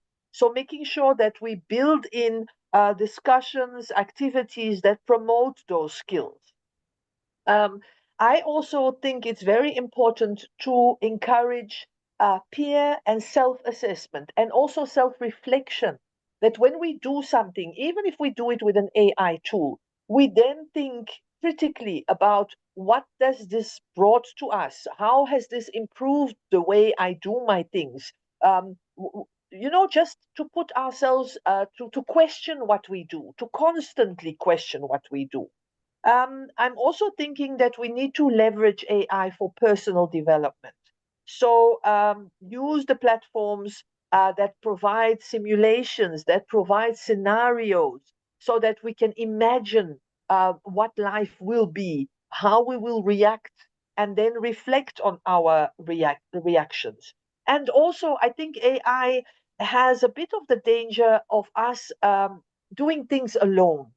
So, really foster a collaborative environment so that we keep on talking to each other. We keep on finding out what the next human being thinks of what is going on. I think that is very, very important. And I touched upon the interdisciplinarity, and I think that's very, very important as well. So, continuous professional development for the educators, communities of practice, but also we need to carefully monitor and evaluate the outcomes so that as soon as we see the negative aspects of AI, we stop that. So that's what I wanted to add on to what my colleagues had said. And then I want to go, I think that works for the questions from the first discussant and the last one. For the second one, I think I want to focus on the idea of change management. We all know how difficult it is to bring in a new idea in a university. While we think that universities should be at the forefront of change, they are very bureaucratic. And it takes a long time to put in changes in a university setting. So coming up with a new AI model for your learning management system, which I think is wonderful, it will take time. You will need to convince every stakeholder. So I would suggest that you really look into change management principles and how you can make sure that you follow those principles to the end to bring in your new model. I think that's what I understood for the question. Maybe that's not what the question was about. So if it needs a different answer, please let me know. Thank you. Okay, thank you, Professor Karen. So we have three more questions in the chat box below. So I would like to read them for you all. The first question is from Faris Adrian, and he actually wants to ask directly for Prof. Gorky. We agree about the positive aspect and the effective AI in education, academic, especially in teaching and learning activity, but we cannot close our eyes about the negative effect of AI. For example, the job displacement risks. How we can facing this problem in the future is first question for Mr. Gorky, and the second question is from Susiyanti from Cepak Tangah. What are the potential applications of blockchain technology in the context of secure credential verification as mentioned in the slides? And the last question is from Muhammad Ilham. I will to read in bahasa. Pertanyaannya adalah, kondisi kerusakan lingkungan di Indonesia sudah cukup parah dalam kegiatan industri seperti penebangan hutan, pembuangan limbah, dan gas buang kendaraan bermotor. Dalam revolusi industri 5.0, bagaimana teknologi AI dapat diterapkan untuk mengatasi masalah kerusakan lingkungan dan recovery penyelamatan kerusakan lingkungan? He wants to ask you about how AI can being the answer from perlindungan alam, sustainability. Environment, because it's about industry 5.0. So how can AI answer that kind of issues? So for the first question, I would like to Prof. Gorky to answer the question from Faris Adrian. Have your say. Thank you. Whether you like it or not, the technology is there. So now no doubt about that. So it is really depend on us. As I said before, as long as we know, we state our aims, what we are going to achieve, I think that's the first stage. Otherwise, we'll get lost. Why is it so? When, let's say we imagine we use a ChatGPT, for example. Even if you ask the never before questions, they already have the answer.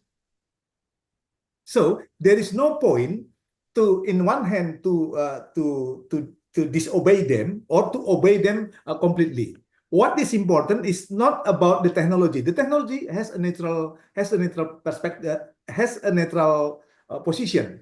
But how we use them and how we respond to the questions or to the challenge from the society or from the environment, that's the most important one.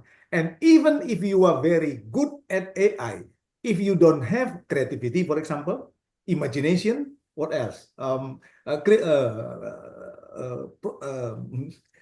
Creativity, critical thinking, collaboration, and communication in a very good, in a very high level. So the machine is not your assistant, but it is your cruel boss. So how we use it in the let's say in the teaching and learning processes, let's say in the schools, for example. The first thing is that whatever we are going to use methodically or technologically, as long as the student is as a center, we are still on the right track. That's the first one. The second, don't even think that the higher the technology will be the more efficient or effective in terms of learning process. That's not the point. But how you or I, as a teacher, facilitating the, what do you call it, learning environment or educational experiences. So we use all the technology, use all the generative AI tools, for example, to build a teaching presence. That's the first one. And then the second one, the cognitive presence. Hopefully, by providing those teaching presence and the other ones, the cognitive presence, so eventually there will be a social presence over there. Means that the student is not only physically present, but also mentally or emotionally present. So use all of those generative AI tools to provide a very good environment for the educational experience take place. Then we learn from, then after doing so, we will learn later on in what part should be improved. For example, whether it is from the teaching presence, the cognitive presence, or from the social presence. And then the machine or the AI or whatever the name will not help us to do so. That's why it is possible that teacher who doesn't know AI, for example, will be replaced by other, but not by the machine, by other teachers that what do you call it?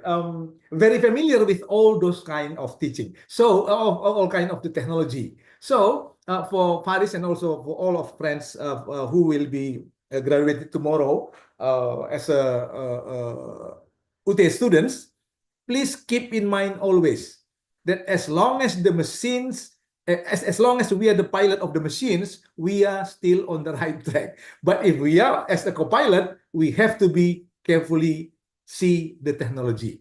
Hopefully, it gives inspirational perspective to our friends, Faris, and also other graduates. Thank you. Yeah, thank you, Mr. Professor Gorky. So, for the another question, I think Mr. Jacob wants to answer. Okay, Professor Jacob, have you said? Okay, thank you. Okay, I just would like to add about how AI can help us in area like environmental management, and also actually apply also in other areas like fintech or financial technology. Again, AI has capacity in terms of processing data, gathering information, and proposing alternative of decision making for us. So this is how AI can help us to speed up the process. For example, in terms of environmental management, with AI we can collect data all around Indonesia within a short time of period. But AI cannot prevent people from continuously harming environment. We need more than technology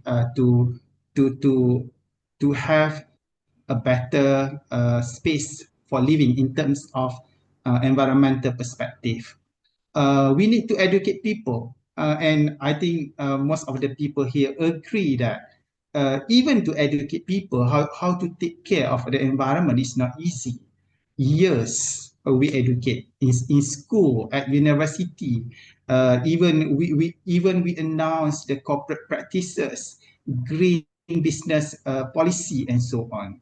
So all this nothing to do with the AI, but yeah, and AI cannot replace all this.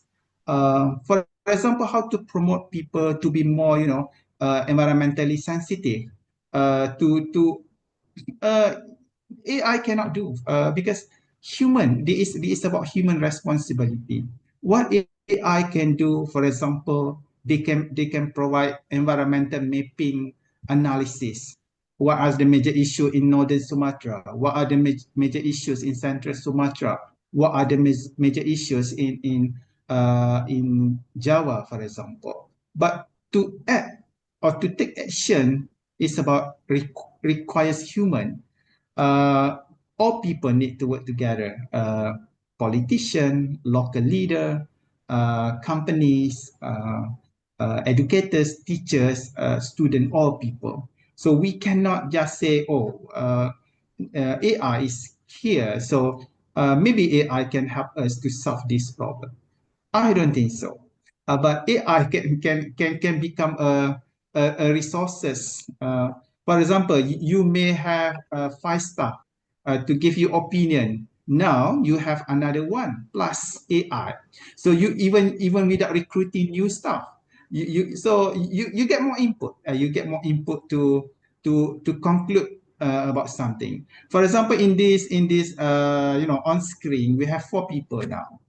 But with the AI, actually, you can plus one without having another human. So that's how AI can enrich our information. And can enrich our information and also perhaps contribute to the better quality of decision making. Thank you. Okay, thank you, Professor Jacob. So the last one, I would like to asking Professor Karen for the last question, to answer the last question. Yeah, have you say, please? If we're looking at the last question, is it the question from the chat on the underdeveloped areas? Did I get that right? Okay, yes, Okay. yes. Yeah. Okay, so I think we, I think the major role player is government. If we want to make sure that everybody has access to water, electricity, we now need to add internet and AI. It is unfair to have tools that some people cannot use. So I think, there's no turning back. The tools are there. We must ensure, and that is our collective responsibility, that everybody has access to the tools. We must make sure that that digital divide reduces and not becomes larger. So that means lobbying government. That means talking to our government and saying this needs to be available for everyone.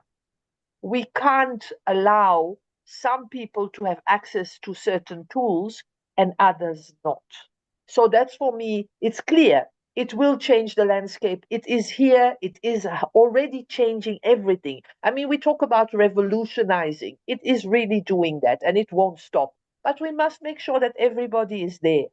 We can't leave people behind. That's unjust, it's unfair, and it won't help our societies. Now, when it comes, I want to come back also to the environmental things. We also need to remind ourselves that AI has an enormous impact on the environment. The servers take a lot of energy. They produce a lot of heat. We are already facing global warming. So yes, we should be using AI, but we should be using AI wisely, not to ask questions where we already know the answer, because then we are making the tools produce more heat than is necessary. So let's use AI to find solutions to essential problems, not to look up a word. We have dictionaries, we have other tools on the internet. We don't need to use AI for that. So that's what I would like to end with. Let's use AI wisely because also of the impact it has on our environment. Thank you. Okay, thank you, Professor Karen. Yeah, thank you for all the audience for the question. So now we go to the end of this discussion. So I would like to say a little bit of conclusion in this discussion session. So as we draw on this insightful session for today, I would like to leave you with a hopeful, provoking quotes from Alvin Toffler. So the illiterate for 21st century will not be those who cannot read and write, but those who cannot learn, unlearn, and relearn. So we need to learn more about the technological, about AI, so we can embrace and we can collaborating with AI, and it is very useful to us to using AI in future, especially for education. So, ladies and gentlemen, our discussion today has enlightened and the importance for AI, continuous learning in facing the challenges of our time.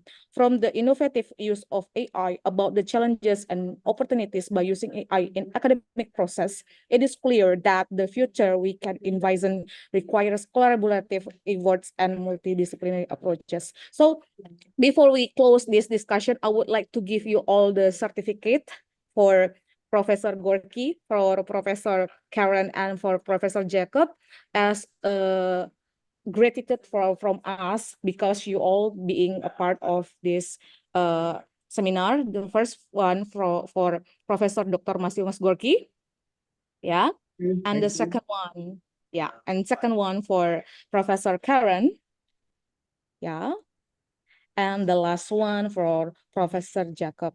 Thank you for being our speakers for today, and I would like to ask you for take a picture first.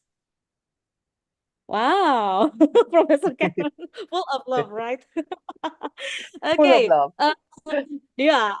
To all audience, I hope you once can open the camera because we want to take a picture as closing our discussion today. Yeah. Okay. Okay. Tim ICT sudah ready ya? Oke, ready, Oke, ready. Mas Oke, Okta ready. silakan. Ya. Oke. Bisa dihitung ya, Mas? Baik, baik. Oke, we take a picture dulu ya. 1, 2, 3. Okay. Already done? No? Okay. Once more. Once more. Okay. Okay, 1 and 2 and 3. Okay, once more. Okay. Yeah, okay. Once more again. Okay, stand by everybody. Okay. Okay, already done. Okay, thank you, Team ICT. Yeah, thank you for all. And on behalf on the conference organist and myself, I want to extend my deepest gratitude to our speakers for today for your invaluable contribution, and to our participants, thank you for engaging question and for being a part of this session. Let's move forward and continue our things and explore new ideas and collaborate across disciplines. Let's carry forward the spirit of innovation and embrace the AI. Thank you, and we look forward to seeing you in the future session and discussion. So, and we move to Miss Eka. Thank you. Thank you, Mr. Grace, for excellent moderator for our speaker. Oke, teman-teman yang masih hadir, jangan lupa untuk mengisi presensi kehadiran pada link yang sudah kami sediakan karena sertifikat akan dikirimkan sesuai data dari peserta yang mengisi presensi kehadiran pada hari ini. Terima kasih untuk para narasumber yang luar biasa. Ada Prof. Gorky Sembiring dari Universitas Terbuka. Kemudian ada Prof. Karen Ferreira Meyers dari Afrika Selatan. Dan juga ada Profesor Jacob dari Universitas Sains Malaysia. Kami berharap para narasumber yang luar biasa ini dapat kembali bergabung bersama kami, sharing informasi dan juga pengalaman yang berharga pastinya bersama dengan keluarga besar Universitas Terbuka. Baik Bapak dan Ibu yang belum mengisi presensi kehadiran, kembali kami ingatkan untuk mengisi presensi kehadiran pada link yang sudah disediakan. Please kindly fill in the following attendance link at sl.ut.lc.id/attendance list. List akan kami buka sampai pukul 12.30 siang ini. Jadi lebih kurang masih ada 20 menit ke depan bagi Bapak Ibu yang belum mengisi presensi kehadiran. Nanti untuk sertifikatnya dari tim panitia akan diinformasikan melalui platform media resmi kita di Instagram UT Medan. Jangan lupa follow untuk update informasi terbaru. Sampai bertemu di kegiatan berikutnya. See you next time. Assalamualaikum warahmatullahi Thank you very wabarakatuh. much. Bye. All the best always, Profesor Meyers, Profesor Yakob. Sampai ketemu. Thank you very Thank much. you. Bye, Grace. Bye-bye. Bye. Ya, sampai berjumpa lagi Eka. Siap Pak Gorky. Terima kasih teman-teman semua. I will be in Yeah. Medan tomorrow, the day after tomorrow. Yeah, we will Standing meet di soon. Medan. Thank you very much. Bye-bye all. Thank you.